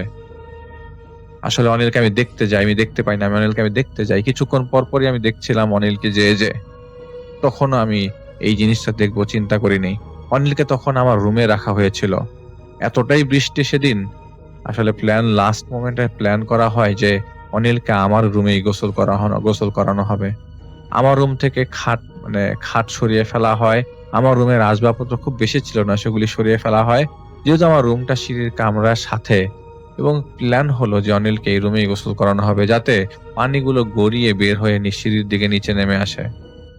তো আমার রুমেই মসজিদ থেকে একটা খাটিয়া নিয়ে এসে রাখা হয়, আর সেই খাটিয়াতেই অনিল শুয়েছিল। আমি কিছুক্ষণ পর এসে দেখে যাচ্ছিলাম। এখন যখন আসলাম, আমি চাদরটা সরিয়ে মুখটা দেখলাম। সুন্দর একটা হাসি, চাপা একটা হাসি ওর মুখে, যা আমি কিছুক্ষণ আগে দেখছিলাম না। আপনাদের অবিশ্বাস হবে, কিন্তু এটাই সত্য। আমি এখন ওর মুখে একটা চাপা হাসি দেখছি। চোখগুলো হালকা খোলা, কিন্তু চোখগুলো এরকমই ছিল। ওই রুমে সেই মুহূর্তে আর কেউ ছিল না, কারণ মাদ্রাসা থেকে যে ছাত্রগুলো আসবার কথা ছিল তারা তখনও আসেনি। বৃষ্টি হচ্ছে, আমার রুমের সাথে বারান্দা। আমি অনিলকে দেখেই উঠে দাঁড়াই। কল্পনা করছিলাম না, বারান্দার দিকে চোখ যেতে দেখা যায় অনিল ঠিক এই দিকে লাশের দিকে মুখ করে তাকিয়ে আছে বারান্দায়। আমি অনিলকে দেখছি। আমি 10,000 ভাগ নিশ্চিত আমি ভুল দেখিনি, এটা অনিলই ছিল। ওর ছোট ভাই অনিলের মতো দেখতে, কিন্তু ও তো ছোট, এটা অনিল। আমার দিকে তাকিয়ে নিজের আবার মুখটা ঘুরিয়ে আবার গ্রিল ধরে রাস্তার দিকে তাকিয়ে রইল। আমি দৌড় দিয়ে যে ভয়ে মুরব্বীদের মাঝে যে আবার মুরব্বীদের পাশে যেয়ে দাঁড়াই। অনিলের স্কুল বন্ধ থেকে আস্তে আস্তে মানুষজন বাসায় জমতে থাকে, ভিড় বাড়তে থাকে। আমি আর অনিলকে ফিল করতে পারছিলাম না, যত বেশি মানুষ হচ্ছিল। তাহলে যা তখন ফিল করছিলাম তা কি সবই সত্যি, নাকি একা থাকতে যে আমি অনিলকে বেশি ফিল করছিলাম? সেদিন প্রথম কতপেজে লাস্ট ফজরের নামাজ আমি জামাতে পড়ছি, আমার মনে নেই। ফজরের নামাজ পড়লাম, নামাজ পড়ে এসে বাসায় এসে অনিলকে গোসল করালাম, এবং এই প্রথম আমি কোনো মুর্দাকে গোসল করালাম। অনিলের যে চাপা হালকা হাসি ছিল, বিশ্বাস করবেন কিনা জানি না, গোসলের সময় চাদর সরিয়ে দেওয়ার পর সেই হাসি আমি আর দেখিনি। সেই হাসিটা ছিল না আর। আমি যেই হুজুরকে গোসল করাতে এসেছিল তাকে বলি, আসলে হুজুর আমি না এসব জিনিস দেখেছি। তো তিনি তো গোসল করান, আসলে তিনি হুজুর কিনা আমি তাও জানি না। তাই ওই ভদ্রলোক বলল, আসলে ওনারা যায় না সাথে সাথে, উনিও আমাদের সাথে আছেন আশেপাশে, আমাদের কথা শুনতে পাচ্ছেন। উনি আমাকে জিজ্ঞেস করে, আপনার আপন ভাই? আমি বললাম, না, আমার চাচাতো ভাই। হুজুর তখন বলল, আপনি আমল করেন, বেশি বেশি জিকির করতে থাকেন, এখন এই মুহূর্তে বেশি বেশি জিকির করাটাই সবচেয়ে ভালো। ওনার জন্য দোয়া করতে থাকেন, আল্লাহ ওনাকে জান্নাতবাসী করবেন ইনশাআল্লাহ। তখনও মাথাটা কাত করে ডান দিকে ফিরিয়ে দেওয়া হয়নি। হুজুর তখন হঠাৎ করে ওই প্যাকেট থেকে সুরমা বের করছিল। আমি দেখলাম ওর মাথাটা ডান দিকে আস্তে করে ফিরে গেল। এমনও না যে খাটটা ডান দিকে কাত করা, ফ্লোরটা তো স্লোপ না, তাহলে ওর মাথাটা ডান দিকে কিভাবে ফিরলো? আমি ওনাকে ডাকলাম, হুজুর একটু তাকাবেন। আমি জিজ্ঞেস করি, হুজুর আপনি কি কিছু বুঝতে পারছেন? উনি শুধু জোরে জোরে আল্লাহ আল্লাহ আল্লাহ ডাকতে লাগলো এবং মাথাটা ধরে আরেকটু ডান দিকে কাত করে দিল। আমার ভেতর তখন মৃত্যুর ভয় খেলা করছিল। আমি আর অনিলের সামনে থাকলাম না, আর পারিনি। এদিকে হুজুর ততক্ষণে সব ছড়িয়ে দিয়েছে। কয়েকজন আমার কাছে এসে জানতেও চাইলো যে হুজুর যে বারবার বলছে কাহিনী কি, মাথা নাকি এমনি এমনি ডান দিকে ঘুরে গেছিল। আমি বলি, না আমি সরিয়েছিলাম। সেদিনের লাশ নিয়ে আমরা গ্রামের বাড়িতে রওনা দিই, এই জায়গায় সবকিছু ধামাচাপা দিয়ে। লাশের গাড়িতে আমি আর সাহস করে বসিনি, কবরে আমি নামিনি। ওর মামা আর আমার চাচা নেমেছিল কবরে। আমি দূরে দূরে ছিলাম, চাপা কষ্ট ছিল মনের ভেতরে। আসলে আমি সহ্য করতে পারছিলাম না। সবাই গ্রামে ছিল, আমি চলে আসি ঢাকায়। আমার দ্বারা সম্ভব ছিল না অ্যাকসেপ্ট করা। এদিকে আমার রুমেই গোসল করিয়েছিল। আমি বাসায় ফিরে কাপড় চোপড় নিয়ে চলে যাই এক বন্ধুর বাসায়। সেখান থেকে মেসে চলে যাই শিফট করে। আসতাম দেখা করতে, প্রায় 4 মাস পরে আমি মেস ছেড়ে এই বাসায় আবার ফেরত আসি। না, আমি আর কিছু দেখিনি, আমি অনিলকে আর দেখিনি। তবে অনেকদিন মনে হয়েছিল আমি যেখানে ঘুমাই এখানেই, ঠিক এই জায়গাটাতেই তো গোসলটা করিয়েছিলাম আমি নিজেই অনিলকে হুজুরের সাথে। এই জায়গায় তো সারা জীবনও আমার সাথে ঘুমিয়েছিল, আর এই জায়গায় ওর শেষ যাত্রার পবিত্রতা সম্পন্ন হয়েছে। এই কষ্ট বোঝানো যাবে না, এই কষ্ট ডিটেলসে বলা যায় না। তাই অনেক কিছুই বাদ দিয়ে গেলাম, দুঃখিত। আসসালামু আলাইকুম রাসেল ভাই, আশা করছি আপনি ভালো আছেন। রাসেল ভাই, আমি শাকিল আহমেদ লালমনিরহাট জেলা থেকে আপনাকে ঘটনা শেয়ার করছি। আর আজকে আমি যেই ঘটনাটি আপনার সঙ্গে শেয়ার করব, এই ঘটনাটা একটা কবরস্থানকে নিয়ে। তো রাসেল ভাই, কোনো কথা না বাড়িয়ে সরাসরি আমি ঘটনায় চলে যাচ্ছি। আর এই ঘটনাটি আমাকে পাঠিয়েছে আমার ফেসবুকের একটা বন্ধু। তো সে যেভাবে পাঠিয়েছে আমি ঠিক সেভাবেই আপনাকে বলার চেষ্টা করছি। আমাদের গ্রামের কবরস্থানটা ছিল গ্রামের একেবারে শেষ মাথায়। কবরস্থানটার বয়স কত বা কতদিন আগে এটাতে কবর দেওয়া শুরু হয়েছে বা প্রথম কে এখানে শায়িত হয়েছে কেউ সেটা জানতো না। শুধুমাত্র গ্রামের কিছু বৃদ্ধ লোক বলতো তাদের দাদারাও নাকি এই কবরস্থানে মানুষ দাফন হতে দেখেছেন। কবরস্থানের এক পাশে ছিল একটা বিশাল বড় বটগাছ, আর অন্য পাশে ছিল পুরনো একটা পুকুর। যদিও এখন সেই পুকুরটাতে সেরকমভাবে পানি জলাবদ্ধভাবে হয় না, বর্ষার সময় হালকা পানি থাকে আর কি। আর এই যে পুকুরটা আছে তারপরেই হচ্ছে কবরস্থান, সারি সারি করে সুন্দর করে কবরগুলো লাইন করে রাখানো। দিনের বেলাতেও জায়গাটা খুব একটা স্বাভাবিক লাগতো না, যদিও মানে এই জায়গাটাতে মানুষ সচরাচর যাওয়া আসা করে। কিন্তু এই জায়গাটা যখনই সন্ধ্যা হয় তখনই যেন একটা ভুতুড়ে জায়গাতে পরিণত হয়। কারণ গ্রামের মানুষরা বিশ্বাস করত কবরস্থানের একেবারে শেষ প্রান্তে একটা পুরনো কবর আছে, যেটার আশেপাশে রাত হলে নাকি কেউ যায় না। এবং এই যে কেউ যায় না, এই না যাওয়ার পিছনেও অনেকগুলো ভৌতিক ঘটনা আছে। আর সবথেকে বড় যেই ঘটনা সেটা হচ্ছে শেষ মাথার যে কবরটা ছিল, সেই কবরটা আসলে কার বা সেই কবরটা কোথার থেকে আসলো, এই রকম কোনো ফলক বা এই রকম কোনো কিছুই নেই। শুধুমাত্র একটা কবর এবং কবরটার মধ্যে একটা চিহ্ন আছে। যাই হোক, সবথেকে মানে কষ্টের যখন দিন শুরু হয় তখন হচ্ছে বর্ষাকাল। বর্ষাকালের মানে যখন বৃষ্টি হয় তখন এই কবরগুলোর মাটিগুলো একদম সমান হয়ে যায়। পুরো কবর স্থানটা মনে হয় যে কোনো কবর নেই, শুধুমাত্র একটা মানে সমতল জমি। কিন্তু ওই যে কবরস্থানের শেষ মাথায় যে একটা কবর ছিল, যেই কবরটার কোনো ঠিকানা নেই বা যেই কবরটা আসলে কার সেটা কেউ জানতো না, সেই কবরটার কোনো কিছুই হতো না। এবং তারপর থেকেই তখনকার আমলের মানুষরা বলতো এখানে হয়তো কোনো জিন বসবাস করে, বা কোনো জিনের কবর বা এই টাইপের কিছু হবে। কেউ কেউ আবার মাঝে মধ্যে দাবি করে গভীর রাতে ওই কবরের পাশ দিয়ে গেলে মানুষ নাকি নানা ধরনের ডাক শুনতে পায়, নানা ধরনের কান্না, নানা ধরনের হাসি, আবার মাঝে মধ্যে নাকি কোরআন তিলাওয়াতও শোনা যায়। এই সব কিছু মিলেই ওই কবরস্থানের একটা ভয়ঙ্কর নিয়ম করা হয় এবং সেই নিয়মটা আমার কাছে বেশ অদ্ভুত লেগেছে রাসেল ভাই। আমি ঘটনাটা পড়ার পর আমি বলি যে রাতের পর কবরস্থানের ভিতর থেকে যদি কেউ তোমাকে তোমার নিজের গলায় ডাক দেয় তাহলে কোনোভাবেই শোনা যাবে না।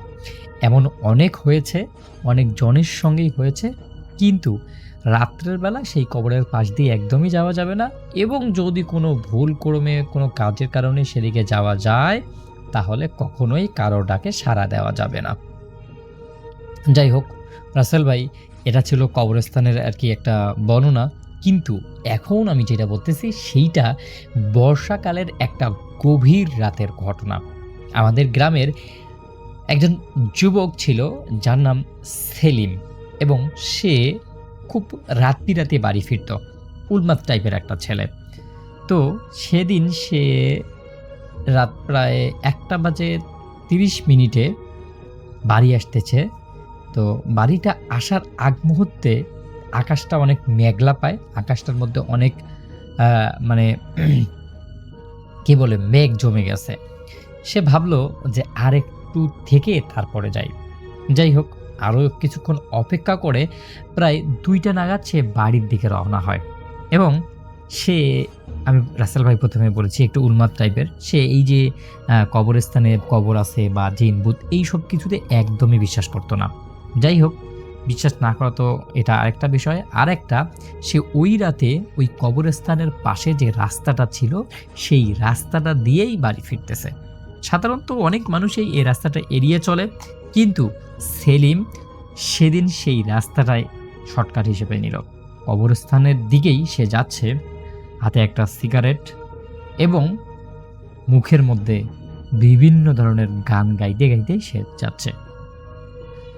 তো কবরস্থানের কাছাকাছি পৌঁছাতেই সে একটা অদ্ভুত রকমের শব্দ শুনতে পেল।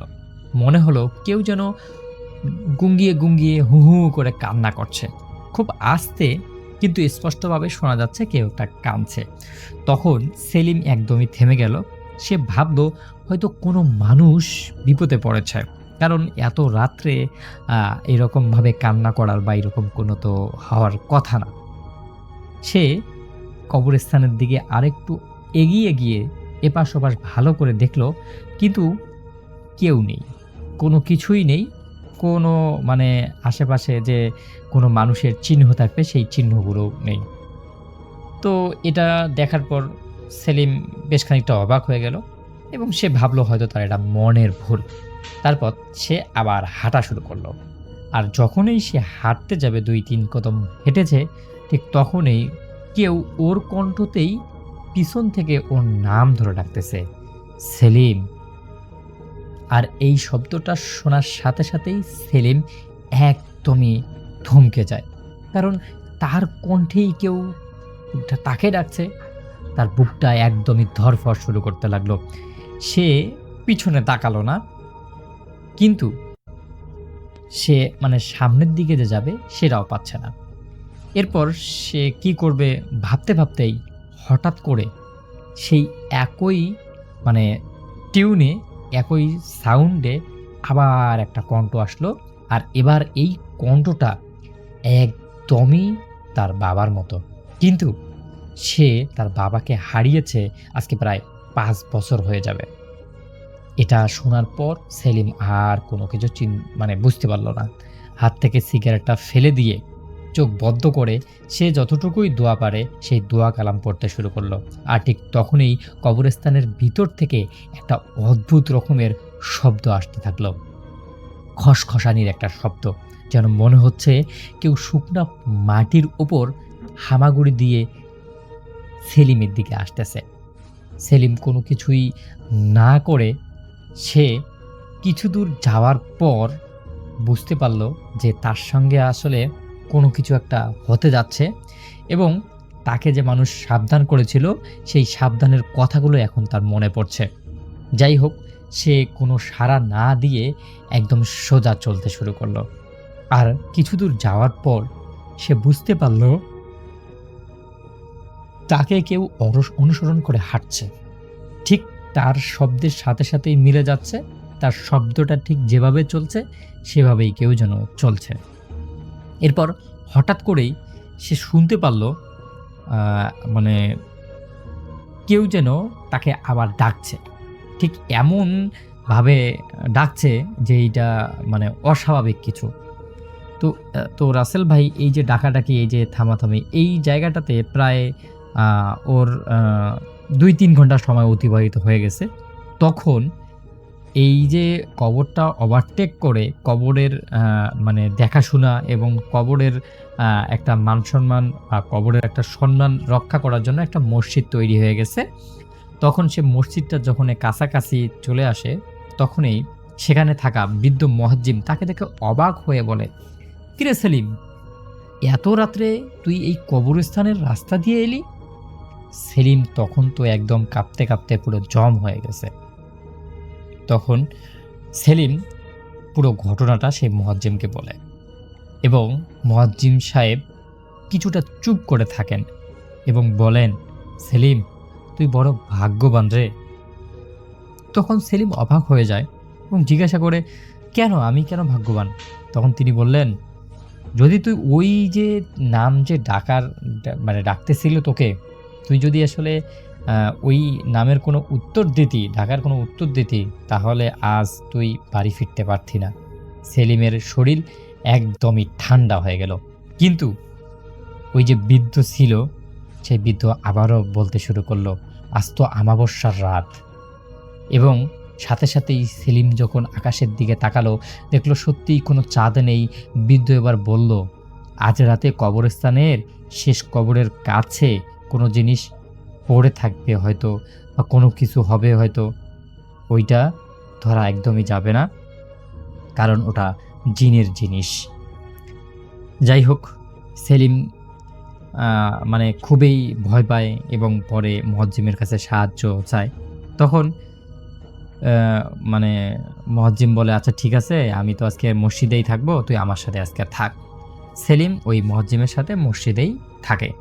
থাকার পর পরদিন সকালে যখন সেলিম বাড়িতে ফিরে, তখন তার বন্ধু যে ছিল রফিক, সেই রফিককে নিয়ে সে ওই কবরস্থানে যায় আসলে আসল কাহিনী দেখার জন্য, আসলে তার সাথে গত রাত্রে কী হয়েছিল সেটা জানার জন্য। কিন্তু সে যখনই সেই কবরের পাশে গেল, দেখলো যে ওই যে শেষ যে কবরটা ছিল, সেই কবরের মাটির ওপরে একটা পুরনো লোহার আংটি পড়ে আছে এবং সাথে সাথেই রফিক সেটাকে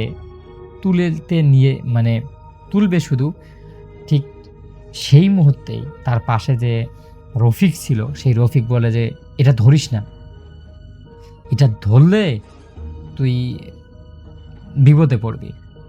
তখন সেলিম বলে যে, গত রাত্রেই আমার সাথে কেউ কিছু করতে পারে নাই, আজকে আবার কি হবে? যাই হোক, সে কোনো কিছু চিন্তা না করে সেই আংটিটা তার হাতে তুলে নিল। আর ঠিক সেই মুহূর্তে হঠাৎ করে কিছু যেন একটা মানে স্তব্ধ হয়ে গেল। চারপাশের বাতাসটা একদমই থেমে গেল, বটগাছের পাতাগুলো একদমই নড়াবদ্ধ করে দিল এবং পাশে যে পুকুরটা ছিল, তখন তো হালকা পানি ছিল, সেই পানিগুলো কেমন যেন স্থির হয়ে গেল।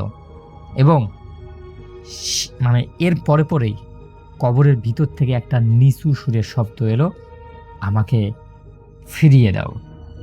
এবার এটা শুনে মানে ওই যে রফিক যে এতক্ষণ থেকে হাসতেছিল বা তার কাছে ভালো লাগতেছিল যে কি পাইছে, সেটাই একদমই সে মানে হঠাৎ করেই অবাক হয়ে যায় এবং সঙ্গে সঙ্গেই তার যে হাতে যে আংটিটা সে নিছে, সে বুঝতে পারে যে আংটিটার জন্যই তার হয়তো ক্ষতি হচ্ছে। আংটিটা যখন সে ফেলে দিতে চাইল, কিন্তু আংটিটা আর হাত থেকে একদমই নড়ছে না। তার আঙ্গুলগুলো একদমই শক্ত হয়ে আংটিটা যেন তাকে আঁকড়ে ধরে আছে। এরপর সে কাঁপতে কাঁপতে বলল, রফিক, আমার হাত তো খুলছে না। এবং কিছুক্ষণের মধ্যেই সেলিমের মানে চোখগুলো উল্টে গেল। সে অন্য একটা গলায় কথা বলছে। সে বলছে, এটা আমার। এটা শুনেই রফিক একদমই মানে ভয় পেয়ে চিৎকার করতে থাকে। কিন্তু মানে এই জায়গায় কিভাবে কি করবে না করবে কোনো কিছুই সে বুঝতে পারতেছিল না। যাই হোক, এই সব কিছুর পরেই মানে হঠাৎ করে এই যে হাতে যে আংটিটা ছিল, সেই আংটিটা মানে লড়তেছে না, যখন উঠতেছে না, তখন ২ জনে মিলে একদম এই আংটিটাকে কোনো না কোনোভাবে ফেলে দেওয়ার চেষ্টা করলো। আর ঠিক তখনই হঠাৎ করে কবর ফেটে একটা কালো ধোঁয়ার মতো কিছু বেরিয়ে এলো। ধোঁয়াটা ধীরে, ধীরে একটা মানুষ আকৃতি নিল। লম্বা, অস্বাভাবিক একটা মানুষ। মাথাটা প্রায় বটগাছের নিচের ডাল পর্যন্ত পৌঁছে গেছে। মুখ নেই, শুধু দুটো জ্বলন্ত চোখ। এটা দেখে সেলিম এবং রফিক দুজনেই চিৎকার করে উঠল। আর কালো অবয়বটা রফিকের দিকে তাকিয়ে বলল, যে আমার ঘুম ভাঙায় আমি তার ঘুম আর ফেরাবো না। এরপর শুরু হয়ে যায় প্রচণ্ড বাতাস। বটগাছের ডালপালাগুলো ভেঙে পড়তে লাগলে এবং কবরস্থানের মাটি উঠতে লাগলো। সেলিম এবং রফিক দুজনের চোখ বদ্ধ করে ধপ করে মাটির মধ্যে বসে রইল। এর কয়েক সেকেন্ড পর সব কিছু শান্ত হয়ে গেল এবং সেলিম চোখ খুলে দেখল রফিক কবরের পাশে অজ্ঞান হয়ে পড়ে আছে। আর আশেপাশে কোনো কিছুই নেই। তার হাতে যে আংটিটা ছিল এতক্ষণ থেকে যাচ্ছিল না, সেই আংটিটাও নেই। এরপর শুরু হয় আরও একটা কাহিনী। রফিক প্রতি রাত্রে একই স্বপ্ন দেখতে লাগলো। সে দেখে একটা বিশাল অন্ধকার ঘর, ঘরের মাঝখানে সেই পুরনো একটা কবর, আর কবরের পাশে দাঁড়িয়ে একটা কালো অবয়ব। সে প্রতিবার একই কথা বলছে, তুই আমার জিনিস নিয়েছিস, তুই আমার জিনিস নিয়েছিস। এবং তারপরেই রফিক কাঁদতে কাঁদতে এই বিষয়টা নিয়ে এত বেশি মানে আপসেট হয়ে যায়, এত বেশি তার ভয় ভিতরে ঢুকে যায়, সে কোনোভাবেই কোনো কিছু করতে পারতেছে না। এবং তার এই স্বপ্নগুলো তাকে এমনভাবে তাড়া করছে, এমনভাবে তাকে প্যারা দিচ্ছে, সে কোনোভাবেই এগুলো নিতে পারছে না। তারপর রফিক আস্তে আস্তে একদমই আলাদা হতে থাকে। গ্রামের মানুষ ভয়ে তাকে এড়িয়ে চলতে শুরু করে। এক রাতে রফিক হঠাৎ বাড়ি থেকে কোথায় যেন বেরিয়ে গেল এবং সারা রাত কোথায় ছিল, কি ছিল কেউ জানে না। পরদিন সকালে যখন মসজিদের ওই যে কবরস্থানের মসজিদের মুয়াজ্জিম ফজরের নামাজ শেষ করে যখন কবর জিয়ারত করতে যাবে, তখন দেখে যে ওই রফিক সেখানে অজ্ঞান অবস্থায় শুয়ে আছে। সে বেঁচে ছিল, কিন্তু সে কিছুই মনে করতে ছিল না যে সে সেখানে কিভাবে আসলো। আর তার হাতে আবারও সেই লোহার আংটিটি। রফিক আংটিটা দেখেই চিৎকার করে সেটাকে মাটিতে ফেলল, কিন্তু আংটিটাকে যতবার ফেলা হলো ততবারই সেটা অদ্ভুতভাবে আবারও রফিকের কোনোবার হাতে, কোনোবার পকেটে, কোনোবার মানে পায়ে কোনো না কোনোভাবে ফিরে এলো। এবং শেষ পর্যন্ত গ্রামের যারা বয়োজ্যেষ্ঠ ছিল বা গ্রামের যারা মুরব্বী ছিল, তারা সিদ্ধান্ত নিল যে ওই আংটিটি কবরের বাহিরে নেওয়া যাবে না, ওই আংটিটি কবরের মধ্যেই রাখা লাগবে, কারণ এটা যদি না রাখি তাহলে হয়তো কবরটা আমাদেরকে ছাড়বে না। তারপর সেই আংটিটি নিয়ে ওই যে কবরটা রফিকরা খুঁড়ছিল সেই কবরের এক পাশে পুঁতে দেওয়া হলো। এবং তারপর থেকেই রফিক এবং সেলিম দুজনে আস্তে আস্তে স্বাভাবিক হয়ে গেল।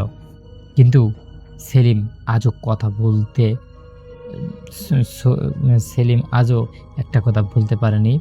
আর প্রায় 1 বছর পর এক রাতে সে কবরস্থানের পাশ দিয়ে যাচ্ছিল, আর হঠাৎ করে বটগাছের দিক থেকে তার নিজের গলায় ভেসে এলো একটা কণ্ঠ। আর যেই কণ্ঠটায় সবসময় বুকের মধ্যে কেমন যেন লাড়া দিয়ে ওঠে। কিন্তু ওই যে কবরস্থানের ভিতরের যে সাউন্ডটা ছিল, সেই সাউন্ডটা এত সহজেই ভুলতে পারার মতো না। কিন্তু রাসেল ভাই আসলে কি বলবো, ঘটনাটা অনেক বড় একটা ঘটনা। আমি যদি ফুল ঘটনাটা বলতে যাই তাহলে অনেক সময় লাগবে। তো এইজন্য আমি এই ঘটনাটাকে ২ টা পার্টে বিভক্ত করেছি।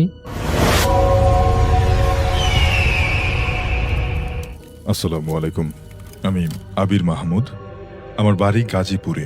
প্রতিবেশী কাকার থেকে তার একটা অভিজ্ঞতার কথা শুনেছিলাম।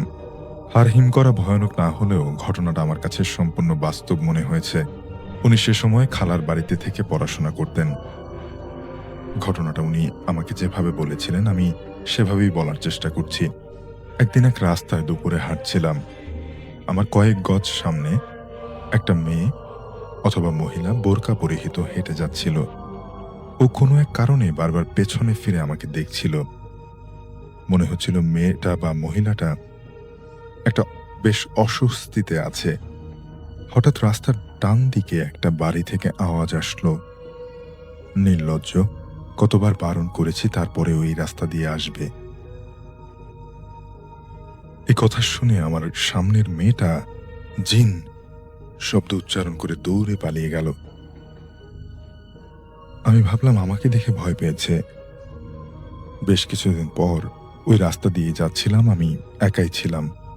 চলতে গিয়ে হঠাৎ আমার ডান হাত কারো পেটে গিয়ে লাগলো, কিন্তু কাউকে দেখলাম না।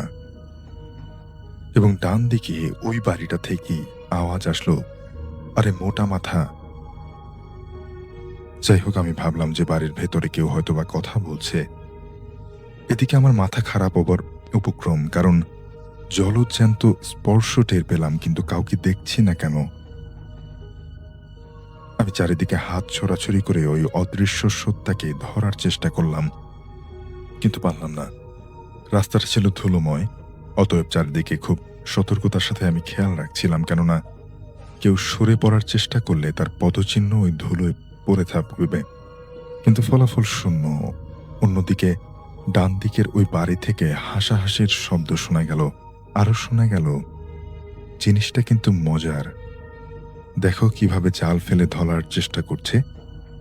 আমি ভাবলাম ওই বাড়ির লোক টিভিতে হয়তো কিছু একটা দেখছে। অনেক কিছুই ভাবতে ভাবতে সেদিন আমি বাড়ি ফিরে আসলাম। অনেকদিন ওই রাস্তা ধরে চলেছি। আরেকদিন ওই রাস্তা ধরে চলেছি। রাস্তার বিপরীত দিক থেকে একটা লোক হেঁটে আসছিল, বেশ বয়স্ক লোক। আমরা দুজনের নিকটবর্তী হলেই সে আমাকে সালাম জানালো। তার চেহারাটা যেন অন্যরকম। বেশ আশ্চর্য হলাম, কারণ জীবনে প্রথম কোনো বয়স্ক ব্যক্তি আমাকে সালাম দিল। আরো একটু এগিয়ে যেতেই এক দম্পতি আমাকে থামিয়ে দিল। এক মহিলা তার কোলের বাচ্চাকে আমার দিকে এগিয়ে দিয়ে বলল, বাচ্চাটা একটু ধরুন তো।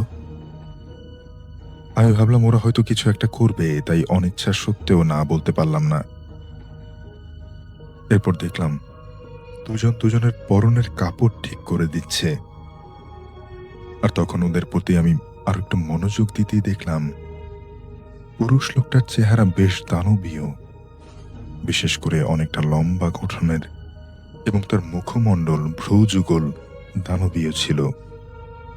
এরকম আকৃতি আমি আগে দেখিনি।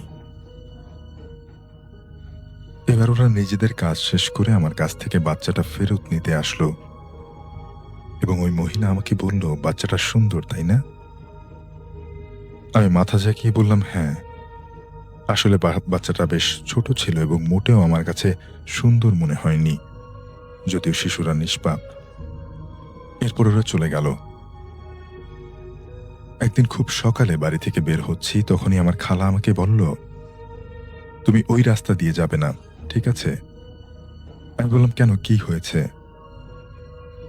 তখন আমার খালাতো ভাই অনেকটা হেসে আমাকে বলল, এত কিছু জানার কি দরকার, তোকে বারণ করেছি, যাবি না। সকালবেলা আমার মেজাজটা বিগড়ে গেল। জেদ করলাম যে ওই রাস্তা দিয়েই যাব। অবশেষে তাই করলাম। চলতে চলতে ভোরবেলায় ওই রাস্তার পাশে কিছুক্ষণের জন্য দাঁড়ালাম। কোথাও কোনো লোকজন নেই। একটা সিগারেট জ্বালিয়ে আমি নিচের দিকে তাকিয়ে কিছু ভাবতে লাগলাম। একটু পরেই মাথা তুলে দেখলাম আশেপাশে বেশ কয়েকজন বিভিন্ন বয়সের পুরুষ লোক চলাফেরা করছে। ওদেরকে বেশ ধার্মিক মনে হলো। এই কারণে আমি তখন সিগারেটটা লুকানোর চেষ্টা করলাম। সকলের চেহারাটা একটু অন্যরকম, বিশেষ করে ভ্রু যুগল এবং মুখের গঠন। এরকম চেহারার লোকজন এর আগে আমি ওই এলাকায় কখনো দেখিনি। দুজন লোক কথা বলতে বলতে আমার দিকে এগিয়ে আসলো এবং কাউকে উদ্দেশ্য করে একজন আরেকজনকে বলল, এ আসলে জাত বেচাত চেনে না। অন্য লোকটাও সম্মতি উত্তর দিয়ে, না চেনে না। এর কিছু দূর পর আমি ওই রাস্তা দিয়ে বাড়ি ফিরছিলাম। কিছুদিন পরেই একটু সামনেই বেশ কয়েকজন পুরুষ লোক দাঁড়িয়েছিল। একজন উচ্চতায় বেশ লম্বা আর মোটা। ওরা কোনো এক ব্যক্তিকে উদ্দেশ্য করে উত্তেজিত কথাবার্তা বলছিল। আমি হাঁটার গতি কমিয়ে দিয়ে মাথা নিচু করে এগোতে লাগলাম, ফলে ওদের চেহারা আমি ভালো করে দেখার সুযোগ পাইনি। একজন আরেকজনকে বলছিল, থাক, আজ ছেড়ে দাও, এরপরেও আর আসবে না। আমাদের প্রধানকেও সঙ্গে এনেছি। আমি হাঁটতে হাঁটতে ওই মোটা লোকটার নিকটবর্তী হতেই সে ঘুরে আমার দিকে তাকালো এবং বলতে লাগলো, ও শুধু আমার মুখের দিকে তাকালে দেখবো মজা, অন্তত আমাদের তো মান সম্মান আছে, তাই না? তখন ওই মোটা লোকের সাথীরা বলতে লাগলো, এর পরেও যদি আবার আসে, মনে হচ্ছে প্রধানের মেয়েকে আনতে হবে। এরপর ওই লোকটা বলল যে আবার যদি আসে তাহলে মজা দেখাবো ওকে। সব শুনে বুঝলাম আবহাওয়াটা খুব গরম, অতএব মাথা নিচু করেই চলে আসলাম। ওদের চেহারা দেখার ইচ্ছা থাকলেও তা সম্ভব হয়নি। এই ঘটনার পরপরই আবার পরবর্তী দিনই ওই রাস্তা ধরেই বাড়ি ফিরছিলাম। রাস্তার বিপরীত দিক দিয়ে কেউ এগিয়ে আসছিল। বেশ কাছে চলে আসতেই সে গলা পরিষ্কার করার ভঙ্গিতে আওয়াজ করল, অর্থাৎ গলা পরিষ্কার করার ভঙ্গিতে একটা শব্দ করল। আমি মাথা তুলে দেখি যে বোরকা পরিহিতা এক লম্বা মেয়ে মানুষ, মুখের আকৃতি ও ভুরু যুগল দানবীয়। আমি মুখ তুলে তাকাতেই এক মুহূর্ত পর সে নিজের মুখমণ্ডলকে বিরক্তির ভাব ফুটিয়ে তুলল। মহিলার আচরণ দেখে মেজাজ খারাপ হয়ে গেল। বুঝলাম এটা সে পরিকল্পনা করেই করছে। আমি হাঁটা থামিয়ে দাঁড়িয়ে আর চোখে ওর আচরণ দেখতে লাগলাম। ততক্ষণে সে আমাকে অতিক্রম করে পেছনে চলে গেল এবং কি যেন বলল। আমি এত রেগে গিয়েছিলাম যে ও কি বলছিল তা বুঝতে পারিনি। অবশেষে বাড়ি চলে আসলাম, আর ওই রাস্তার দুই ধারে যত বাড়ি ছিল সবগুলো বাড়ির পেছন দিকটা রাস্তার দিক করা। তারপর এক মহিলা একদিন আমার খালার কাছে এসে কি যেন বলল। পরে খালা অনেক অনুরোধ করে আমাকে ওই রাস্তায় না যাওয়ার জন্য রাজি করিয়েছিল। ওই রাস্তায় কেউই তেমন চলাফেরা করে না। অবশেষে বেশ কিছুদিন পরে আমার খালার এলাকার ওই রহস্যটা আমি বুঝলাম। আসলে ওই এলাকাটা পুরোটাই চীনেদের দখলে ছিল, তাই সাধারণত কেউ ওই রাস্তায় চলাফেরা করত না।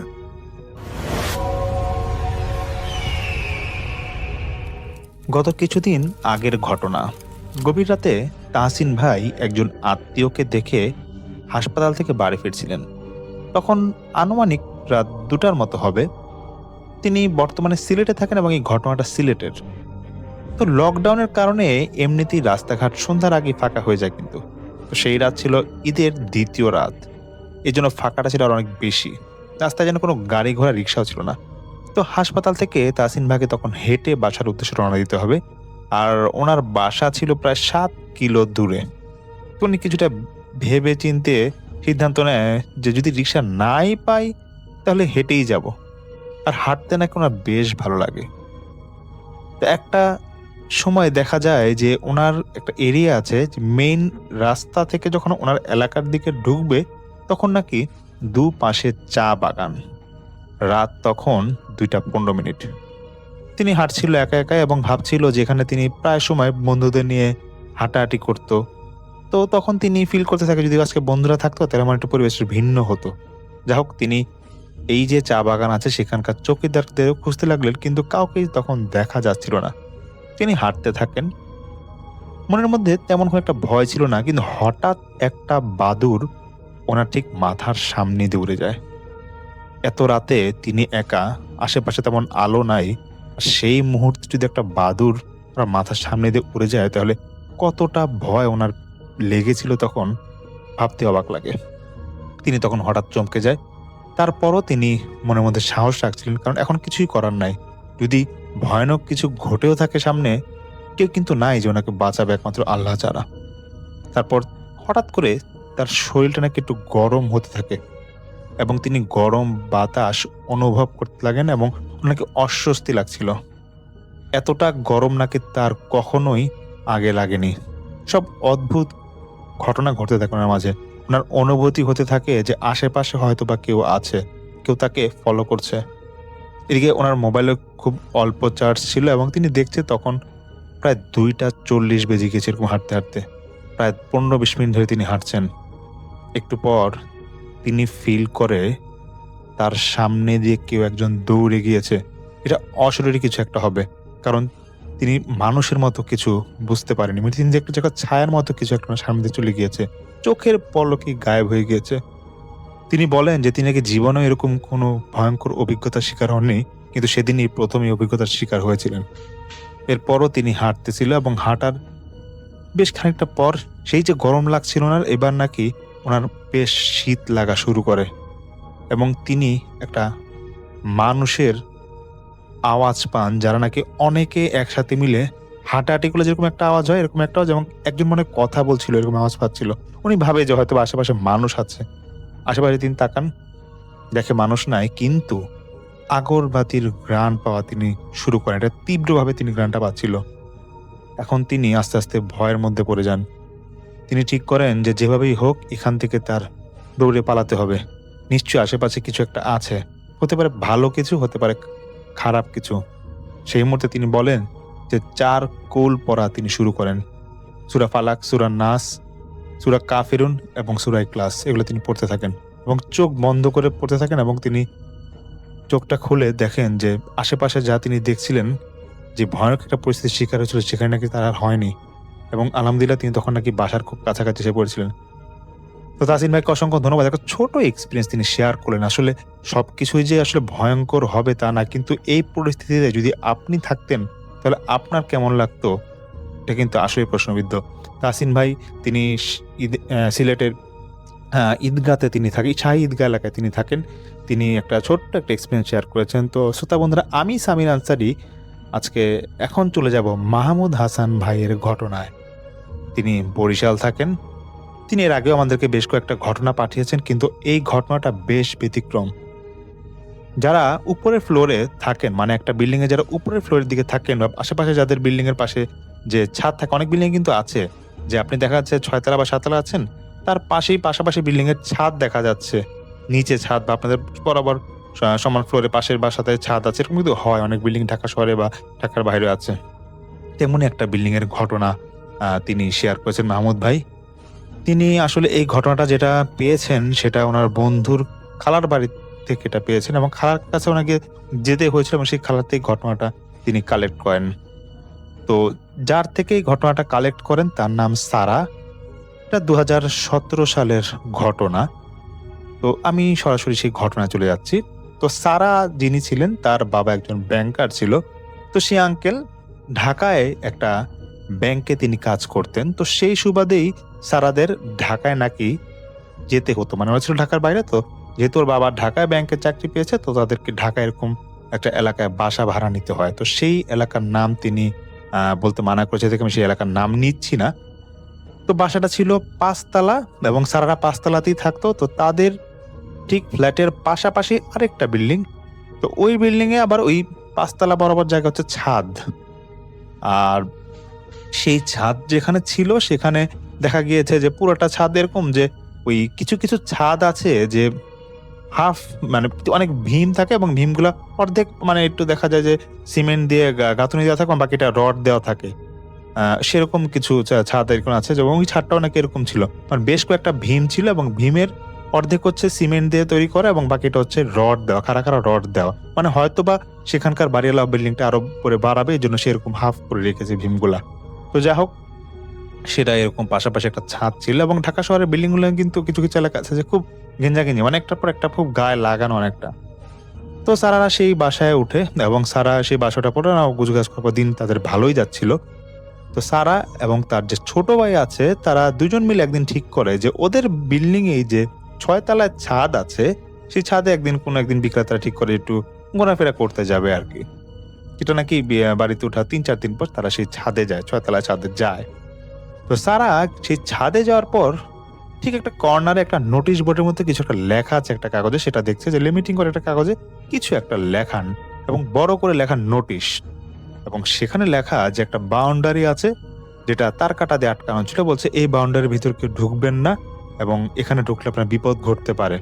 এবং তার পাশাপাশি লেখা যে সন্ধ্যার পর এই ছাদে কেউ আসবেন না। তো সারা একটু ভাবে যে হয়তো বাচ্চাদেরকে ভয় দেখানোর জন্য হয়তো এটা লিখেছে। আবার সেখানে দেখছিল সারা যে অনেক গাছের চারা, এবং যে বাউন্ডারিটা ছিল সেখানে অনেক গাছের চারা। তো এর জন্য সারা ওর ভাইকে বলে থাকে এখানে যাওয়ার দরকার নাই, হয়তো এখানে গাছের চারা লাগাইছে, বা দেখা যাবে যে কীটনাশক দিয়ে রাখে, এই জন্য হয়তো বিষ টিষ থাকতে পারে গাছের এখানে, তো যাওয়ার দরকার নেই, বা এটা মানে নোটিশ দিচ্ছে এই কারণে। তো ওরা সেদিনের মতো ছাদ ঘুরে তারা এসে পড়ে। আর সারার আম্মু সে কিন্তু ওনাদের যে ফ্ল্যাটটা ছিল, ওই যেই রুমে থাকতো সেই রুমের পাশেই ছিল সেই ছাদ। তো ওই রুমে উনি জানলা লাগায় কিন্তু মোটামুটি ঘুমাতেন। আর একটা বিষয় এটা ছিল যে ওই বাসায় নাকি প্রায় রাতে কুকুর বেশ চিল্লাচিল্লি করতো, এবং এটা ওনারা একটু বেশ খেয়াল করে। তো এখন সারার বাবা মাঝে মাঝে বলতে হয়তো এমন হতে পারে যে বাসার সামনে বেশ খালি জায়গায়, এর জন্য হয়তো এরকম চিল্লাচিল্লি করতে পারে। তো এগুলা তারা খুব ইগনোর করতো, এবং তারা একটা জিনিস খেয়াল করলো যে বাসায় উঠার পরই সারা যে ফ্ল্যাটে থাকতো তাদের পাশের ফ্ল্যাটের যারা লোকজন ছিল তারা কিন্তু সারাদের সাথে একটু কম কথাবার্তা বলতো, এবং সারাদের ফ্যামিলিটাকে একটু ইগনোর করতো, মানে মানে খুব প্রয়োজন ছাড়া এরকম কথাবার্তা বলতো না। তো একদিন সারার আম্মু তিনি রুম পরিষ্কার করছিল 4-5 দিন পর আর কি, সেই বাড়িতে ওনাদের বাসায় ওঠার পর। তো পাশের বাসার বিল্ডিং এ যে ছাদটা ছিল সেখানে যে ভীমগুলা ছিল, সেই ভীমগুলার দিকে লক্ষ্য করছে যে গরু হাড় যে আছে, গরুর বিভিন্ন অংশের হাড় কোনো দড়ি বা মানে বড় গিয়ে মানে মানে দড়ি হবে বা পলিথিন হবে, এগুলোতে পেঁচানো অবস্থা ভীমের মধ্যে রেখে দিয়েছে। আসলে পলিথিনগুলোকে দড়ির মতো চিকন করে ওইটা ওই ভীমগুলোর মধ্যে পেঁচানো অবস্থায় আছে, এবং তিনি খেয়াল করছেন যে ছাদে ঢোকার যে গেটটা, এখানে বেশ কয়েকটা জায়গায় কাগজে কিছু যেন লেখা, কিন্তু উনি ওনার ফ্ল্যাট থেকে স্পষ্ট এগুলো দেখতে পারছিল না। এবং তিনি তখন সারাকে বলতেছে, সারা দেখছো ওখানে যেন কি লেখা? তো এটা যে আসলে ভৌতিক কিছু হবে তখন কিন্তু সারা বা সারার আম্মু তারা কেউ ততটা আঁচ করতে পারে নাই। তো কোনো এক রাতে সারার আম্মু তিনি জানলা যে থার্মোমিটার গ্লাসটা ছিল সেটা খুলে বসে আছেন যে কিছুটা বাতাস হয়তো আসুক। তো তখন সারার আব্বাও ছিল, তিনি অফিসে। তখন কি 7টা কি 8টা বাজে, কোনো একটা কারণে সেদিন সারার আব্বার ওনার অফিসের কাজ শেষ করে আসতে একটু লেট হবে। তো যাই হোক উনি সারার আম্মু উনি জানলার গ্লাসটা খুলে নিয়ে বসেছিল, এবং সারা পাশেই পড়ার টেবিলে বসে পড়ছে। তো সেই আন্টি হঠাৎ খেয়াল করে পাশের বাসার বিল্ডিং এর ছাদে কিছু একটা ঝাঁপ দিয়ে এসে পড়ছে, এবং তিনি তখন হঠাৎ করে জানলার কাছাকাছি যান এবং গিয়ে দেখবেন যে কি হচ্ছে। ঠিক তখনই ওই যে কুকুরগুলো ডাকাডাকি শুরু করলো, ওই আগে ডাকাডাকি করতে এরকম তখন ডাকাডাকি শুরু করে। তিনি মনোযোগ দিয়ে দেখার চেষ্টা করার জন্য ভালোভাবে জানলার পাশে গ্লাসটা থেকে মানে গ্লাসের বাইরে চোখ দিচ্ছে কি হচ্ছে ওগুলা, ছাদের মধ্যে কি পড়লো। তিনি যখন ভালোভাবে দেখতে যাবেন দেখছে যে কালো পর্দার মতো বেশ বড় একটা কিছু ছাদের মধ্যে পড়লো। তিনি তখন সারাকে ডাক দিয়ে বলছে, সারা তাড়াতাড়ি এখানে এত দেখতো কি এটা। তারা দেখছে যে সেই কালো পর্দা থেকে মহিলা আকৃতির কিছু একটা বের হলো। বের হওয়ার পর সেই যে বললাম ভীমের উপর যে খাড়া খাড়া রডগুলা ছিল সেটাতে এক লাফে উঠে যায়, এবং মহিলাটার হাতে কাপড় আকৃতির কিছু একটা ছিল। কাপড়গুলো মানে ভারী কাপড় আকৃতির কিছু একটা ছিল। মহিলাটা সেই ভীমের সেই রডের উপর উঠে নাকি হাতের মধ্যে যেটা ছিল সেটা দিয়ে রডের মধ্যে গেঁথে দিচ্ছে, এবং সে তার চেহারা অস্পষ্ট বোঝা যাচ্ছিল না, এবং মহিলাটা নাকি সেই রডের উপর দাঁড়িয়ে লাফাচ্ছিল। সারা এবং সারার আম্মু এটা দেখে চিৎকার দেয়, এবং মহিলাটা নিমিষেই সে রড থেকে লাফ দিয়ে ছাদের যে ফাঁকা অংশ ছিল সেখানে লাফ দিয়ে চলে যায়, এবং আশেপাশে তখন কোনো আর বিল্ডিং ছিল না। তখন সারার আম্মু এই চিৎকার দেওয়ার সাথে সাথে ওর ছোট ভাই ভাই যেটা ছিল সেই ভাই ওর বাবাকে ফোন দেয় এবং বলতেছে, বাবা আম্মু আর আপু এরকম যেন চিৎকার করতেছে, তুমি তাড়াতাড়ি বাসায় আসো। তখন সে আঙ্কেল বলছে, দেখো আজকে তোর কাজ আছে, আমি তো রাত আসতে 10টা বাজবে, আচ্ছা আমি এসে দেখতেছি কি হয়েছে। তখন যখন তিনি দেখলেন যে তার মেয়ে এবং তার স্ত্রী চিৎকার করছে, তিনি তাড়াতাড়ি এক কলিগের বাইকে করে বাসায় আসতে বাধ্য হন। এবং বাসায় আসার পর তিনি যখন দেখছে যে ওনার স্ত্রী এবং ওনার মেয়ে কান্নাকাটি করছে, তখন নাকি বেশ ঘাবড়ায় যান। তিনি বলে, দেখো তোমরা মাথা ঠান্ডা করো, তোমরা মানে ভুল দেখছো। তখন সারা বলছে যে, আব্বু ভুল কি দেখবো, আমি আর আম্মু নিজের চোখে দেখলাম এই বিষয়টা, তুমি বলছো ভুল দেখছি, আর ওই ভাষা তো ছাদও লাগানো, ওই ভাষা তো আমরা আসার পর কাউকে দেখিও না উঠতে, এটা কেন কি হইলো? তখন সারা আব্বু বলে, আচ্ছা ঠিক আছে, এটা নিয়ে তোমাদের টেনশন করা লাগবে না, আমি সকালে অফিস যাওয়ার আগে বাড়ির সাথে কথা বলবো, দেখি উনি কি বলে। তো তারপর সেই রাতে ওনারা ঘুমায় যায়। তো সারা বলে সেই রাতেও নাকি কুকুর আবার সেই প্রচন্ড চিৎকার দিয়ে চিল্লাচিল্লি করতে থাকে, নাকি ওই আগের মতো এরকম নাকি হচ্ছিল, এবং সেই রাতে অনেক চিল্লাচিল্লি করে কুকুর। তারপরের দিন সকালবেলা বাড়িওয়ালাকে বিষয়টা জানানো হয়, সারা আব্বু এটা জানায়। তো বাড়িওয়ালা বলতেছে যে, দেখেন আপনারা বাসায় উঠছেন, বাসায় থাকেন, আশেপাশে কি হয় এগুলো আপনার দেখার দরকার নাই, আর এগুলা কি না কি দেখছে এগুলো ইগনোর করেন, এগুলো মাথায় নেন কেন? আজকাল এই আধুনিক যুগে এগুলোকে বিশ্বাস করে নাকি, মানে সে বাড়িওয়ালাও সেটা ইগনোর করে যাচ্ছে। তো স্যার আব্বা তিনিও এটা বুঝেন যে হ্যাঁ হয়তো বা চোখের ভুল ছিল, উল্টাপাল্টা কিছু হয়তো দেখছে, তিনিও এটা ইগনোর করে সেখান থেকে অফিস চলে যান। তো তারপর তিনি বাসা শুধু ফোন দিয়ে বলে, দেখো এটা নিয়ে চিন্তা করার দরকার নেই, দরকার হলে আমি বাসায় আগে আগে ফিরবো, তোমরা এটা নিয়ে ভয় পাইও না। তো তারপর তিনি বাসায় আসেন, আসার পর সেই স্যারের আব্বু বলতেছে, দেখো এতই যদি ভয় পাও সমস্যা নেই, আমরা তাহলে নতুন বাসায় ভাড়া নেবো, এটা ছেড়ে দিব, তবে এটা নিয়ে আর টেনশন করো না, এটা নিয়ে ভয় পাবা না। 4-5 দিন আর কিছু হয় না, সবাই বিষয়টা নিয়ে ভুলতে শুরু করে। তো সেই স্যারের আম্মু তিনিও এটা ততটা মানে আর গুরুত্ব না দিয়ে দিন মানে ভালোই যাচ্ছিল। তো উনি কোনো একদিন বিকালে সেই স্যারের আম্মু ওনার ছোট ছেলেকে নিয়ে মানে স্যারের ভাইকে নিয়ে বিকেলে খাওয়া দাওয়া করছিলেন। তো তিনি দেখে যে জানলার থাইরোমানের গ্লাসটা লাগানো ছিল, আবার বাড়িওয়ালা আবার বলে দিয়েছিল যে আপনারা জানলাটা লাগায় রাখবেন, যদি উল্টাপাল্টা কিছু দেখেন আর এগুলো ইগনোর করেন। তো যাই হোক, তখন এরকম বিকেলবেলা স্যারের আম্মু তিনি তার ছোট ছেলেকে নিয়ে ওই জানলার পাশে বসে কিছু একটা খাচ্ছিল। হঠাৎ দেখে একটা কালো বিড়াল ওনার জানলার পাশে উঁকি মেরে তাকায় আছে, হঠাৎ করে মানে মাথাটা উঁকি মেরে তাকায় আছে এবং চোখটা বড় বড় করে তার জল করছিল বিড়ালটার। তিনি আটকা একটু চমকে যান এবং বিড়ালটা নাকি তখন জিহ্বাটা বের করেছিল। সারা সঙ্গে সঙ্গে আসেন এবং বলছে, আম্মু এই বিড়াল এখানে কিভাবে আসলো? আর এই কালো বিড়াল তাও আমাদের থাইরোমানের গ্লাসের পাশে তো অল্প জায়গা, সেখানে দাঁড়ায় আছে, কিভাবে দাঁড়ায় আছে সে? বিড়ালটা নাকি বাইরে থেকে চিৎকার করছিল, মানে সে আওয়াজ করছিল। এবং সারা এবং সারার আম্মু ওরা ঠিক করে যে জানলাটা খুলে বিড়ালটাকে ধাওয়া দিবে। যখনই বিড়ালটাকে ধাওয়া দিতে যাবে, বিড়াল নাকি ঝাঁপ দেয়, মানে সারা নাকি এতটুকু দেখেছে যে পাশের বাসায় কোনো সানসেটে ঝাঁপ দেওয়ার মতো না, বিড়ালটা নাকি এমনই ছিল যে সে মনে হয় একতলায় পড়ে গিয়েছে। তখন সারার আম্মুকে বলছে যে, আম্মু বিড়ালটা তো পড়ে গেল, বিড়ালটা কি মারা গেল নাকি, কিছু তো বুঝলাম না।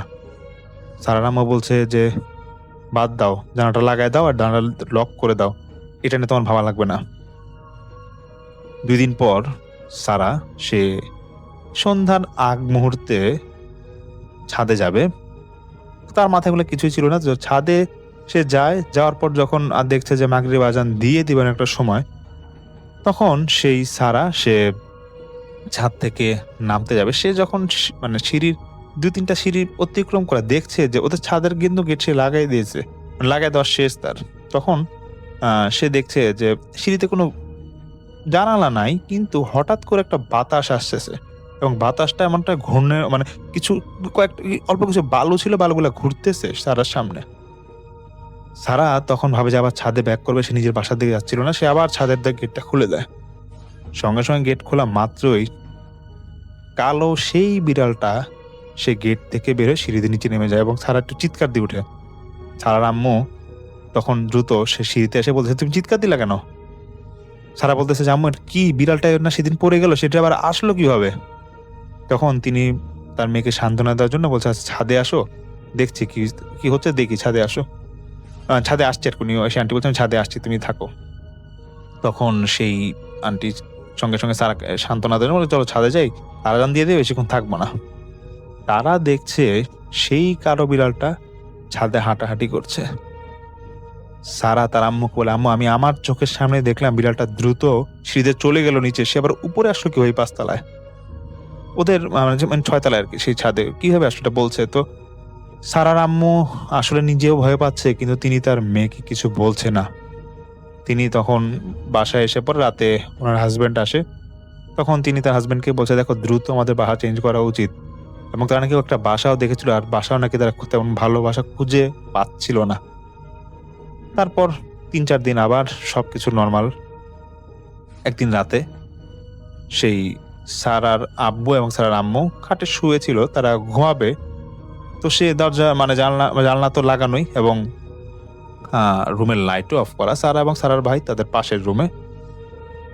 সারার আব্বু জানলার পর্দা তো সরানো, তিনি খেয়াল করছে পাশের যে ছাদটা আছে সেখানে কি একজন দাঁড়ায় আছে, এবং মনে হচ্ছে যে কালো পোশাক পরা একবারে স্ট্যাচু একটা মেয়ে হয়তো বা দাঁড়ায় আছে। তিনি আধা ঘন্টা ধরে ওনার ওয়াইফের সাথে কথা বলছিল। তিনি আসলে ওর ওয়াইফকে প্রথমে বলে নাই, তিনি দেখছে যে কিছু একটা দাঁড়ায় আছে এবং নড়তেছে না। তখন তিনি তার ওয়াইফকে বলতে বাধ্য হয় যে, দেখো স্যার আম্মু, আমি অনেকক্ষণ ধরে খেয়াল করছি সেই ছাদে কিছু একটা আছে। তখন সেই স্যার আম্মু বলতেছে যে, ওই চলো দেখি, জানালাটা খুলে দেখি। তিনি বলছেন না, মানে সেই আঙ্কেল বলছেন না, খোলা লাগবে না, এখান থেকে দেখি আসলে কি। ওনারা দেখছে কিছু একটা দাঁড়ায় আছে এবং দুইজনই বলতেছে, তুমি দেখতেছো যে কিছু একটা যে দাঁড়ায় আছে, সে নড়তেছে না এবং ছাদটা কিন্তু লাগানো, দরজা লাগানো, খেয়াল করে দেখছো এটা। হঠাৎ সারার ভাই আসে এবং ভাই আসার সঙ্গে সঙ্গে ওনারা সেই ওনাদের ছোট ছেলেকে বলছে, তুমি ঘুমায় যাও, এখানে আসা লাগবে না, এত রাতে কি জন্য আসছো? তো সারা ভাই বলছে, আমার বাথরুম উঠছিলাম তো, বাথরুমে গেছিলাম তো দেখলাম যে তোমরা এরকম বসে আছো, এর জন্য আসলাম আর কি। তো তারপর সেই ওনার ছেলেও চলে যায়। তারপর সেই সারার আব্বু এবং সারার আম্মু দেখছে যে মহিলাটা নাই, কিন্তু পাশের যে ছাদটা আছে সেখানে যে ভীম আছে, ভীমের মধ্যে যে রডগুলা জোরে জোরে করকর করকর করে কাঁপতেছিল। আর সঙ্গে সঙ্গে বাচ্চার কান্নার আওয়াজ। ওনাদের আশেপাশে কোনো বিল্ডিংও নাই, সমপরিমাণ বিল্ডিংও নাই যে ওইখান থেকে বাচ্চার কান্নার আওয়াজ আসবে। এবং বাচ্চার কান্না আসছে এভাবে যে মনে হচ্ছে যে অনেক বেধড়ক মারা হচ্ছে, বাচ্চাটা কিভাবে কান্না করছিল। এবং বাচ্চার বয়স হবে 5-6 মাস, বাচ্চার যেমন একটা বয়সে কান্নাকাটি করে সেরকম কান্নার আওয়াজ আসছে। সব মিলিয়ে তারা বেশ আতঙ্কে পড়ে যায়। সে আঙ্কেল সেই রাতে কোনো রকম পার করে তিনি ঠিক সিদ্ধান্ত নেয়, যেভাবেই হোক বাড়িওয়ালার থেকে কথা বের করতে হবে, পাশে কি সমস্যা। তখন সেই আঙ্কেল আন্টিকে নিয়ে পরের দিন তিনি সকাল সকালে বাড়ির বাসা যায় এবং বাড়ির বাসায় গিয়েই বলতেছে, দেখেন আমি বাসা ছেড়ে দেব, কোনো সমস্যা নাই, কিন্তু এই বাসায় যে থাকছি গতকাল রাতেই সমস্যা ফেস করলাম। এই যে একটার পর একটা সমস্যা আমার পরিবার ফেস করতেছে, আপনি কিছু বলেন না কেন? আর যদি বেশি মানে এই সবগুলো যদি না বলেন তাহলে কিন্তু পুলিশে এগুলো, থানায় এগুলো আমি জানাবো, আপনারা যে বাসার সমস্যা আমাদের কিছু বলছেন না। তখন বাড়িরা সে আঙ্কেলের হাত ধরে বলতেছে, ভাই কিছু মনে করবেন না, এই সমস্যাটা 3 বছর ধরে হচ্ছে, আমি খুব কষ্টে আছি, আমার তো খেয়ে থাকতে হবে, আমি তো এই বাসাটা ভাড়া দিয়ে থাকতে হবে আমার, কিন্তু আমি কিছুই করতে পারতেছি না, যেখানে বিপদ থেকে বাঁচার জন্য কি করতে হবে। আমি বাসাটা যাচ্ছিলাম যে ডেভেলপারকে দিয়ে দিব, কিন্তু তাও পাচ্ছি না, ভালো ডেভেলপার পাই না। তখন সে আঙ্কেল বলছে, কি হয়েছে আমাকে বলেন তো, ফ্রিলি বলেন। সে আঙ্কেল বলছে, মানে সেই বাড়ির আঙ্কেল বলছে যে, দেখেন এই যে বাসাটা দেখতেছেন, এখানে বেশ কয়েক বছর আগে একটা সমস্যা হয়। এই যে পাশের বাসা আপনারা দেখতেছেন, পাশের যে বিল্ডিংটা দেখছেন ছাদের সমস্যা, সে ঠিক তার ছাদের ঠিক পরে নিচের ফ্লোরেই একটা দম্পতি থাকতো এবং তারা অনেকদিন একা থাকতো, পরে তাদের একটা বাচ্চা হয়। তো বাচ্চা হওয়ার পর থেকেই এই দম্পতি তারা ঝগড়াঝাটি করতো এবং এতটাই জোরে ঝগড়াঝাটি করতো বা চিল্লাচিল্লি করতো যে আমার বাসা পর্যন্ত আওয়াজ আসতো। এবং তারপর একদিন শুনি যে তার সেই দম্পতির মধ্যে যে মহিলাটা ছিল, সে বলতেছে তার হাজবেন্ডকে, আমি আজকে রাতেই তোমার বাচ্চাকে নিয়ে সুইসাইড করবো। তো তখন সেই বাড়ির আঙ্কেল বলে যে, আমি না এটা আসলে নর্মাল ভাবে নিয়েছিলাম। ভোরবেলা নামাজের পরের দিন আর কি, তখন তারা খুব চিল্লাচিল্লি শুনে দেখে যে পাশের বাসা যে ছাদটা ছিল, সেই ছাদে যেই বাচ্চাটার বয়স ছিল 5-6 মাস, মানে সেই দম্পতি যে বাচ্চাটা ছিল, সেই বাচ্চাটার লাশ ছিল, যে রড ছিল, যে ভীমের উপর যে রডগুলা সেখানে গাঁথা অবস্থায় ছিল এবং মহিলাটার লাশও এই ভীমের পাশে পড়েছিল। তারপর থেকে শুরু হয় সমস্যা। লাশ তো দাফন দিয়েই দেওয়া হয়, তারপর থেকে নাকি সেই বাসায় এরকম উল্টাপাল্টা অনেক অদ্ভুত ঘটনা ঘটে। বিল্ডিং এ যারা থাকতো তারা নাকি এরকম ছাদে অনেক দৌড়াদৌড়ি আওয়াজ শুনতো, বাচ্চার কান্নার আওয়াজ শুনতো, এবং যারা রাতে মাঝে মাঝে ছাদে হাঁটতে যেত বা ঘুরতে যেত, মানে অনেক হয় না যে ছাদে হাঁটতে যায়, সেরকম যখন যেত তারা নাকি এরকম একটা মহিলাকে দেখতো কালো শাড়ি পরা, এবং সে নাকি বাচ্চাকে নিয়ে দাঁড়ায় থাকতো, এবং যখনই কেউ ধাওয়া দিত তখন নাকি সেই মহিলাটা ঝাঁপ দিত ছাদ থেকে। এটা নাকি কয়েকবার ঘটেছে। এবং এই বাড়িয়াল আঙ্কেল বলছে আমার বাসাতেও যারা এরকম ওই আপনাদের ওই সারা আব্বুকে বলছে উদ্দেশ্য করে, আপনার এরকম ফ্ল্যাটে যে থাকেন এখানেও আগে 2-1টা ভাড়াটি আসলো, তারা অনেক উল্টাপাল্টা অনেক কিছু দেখে।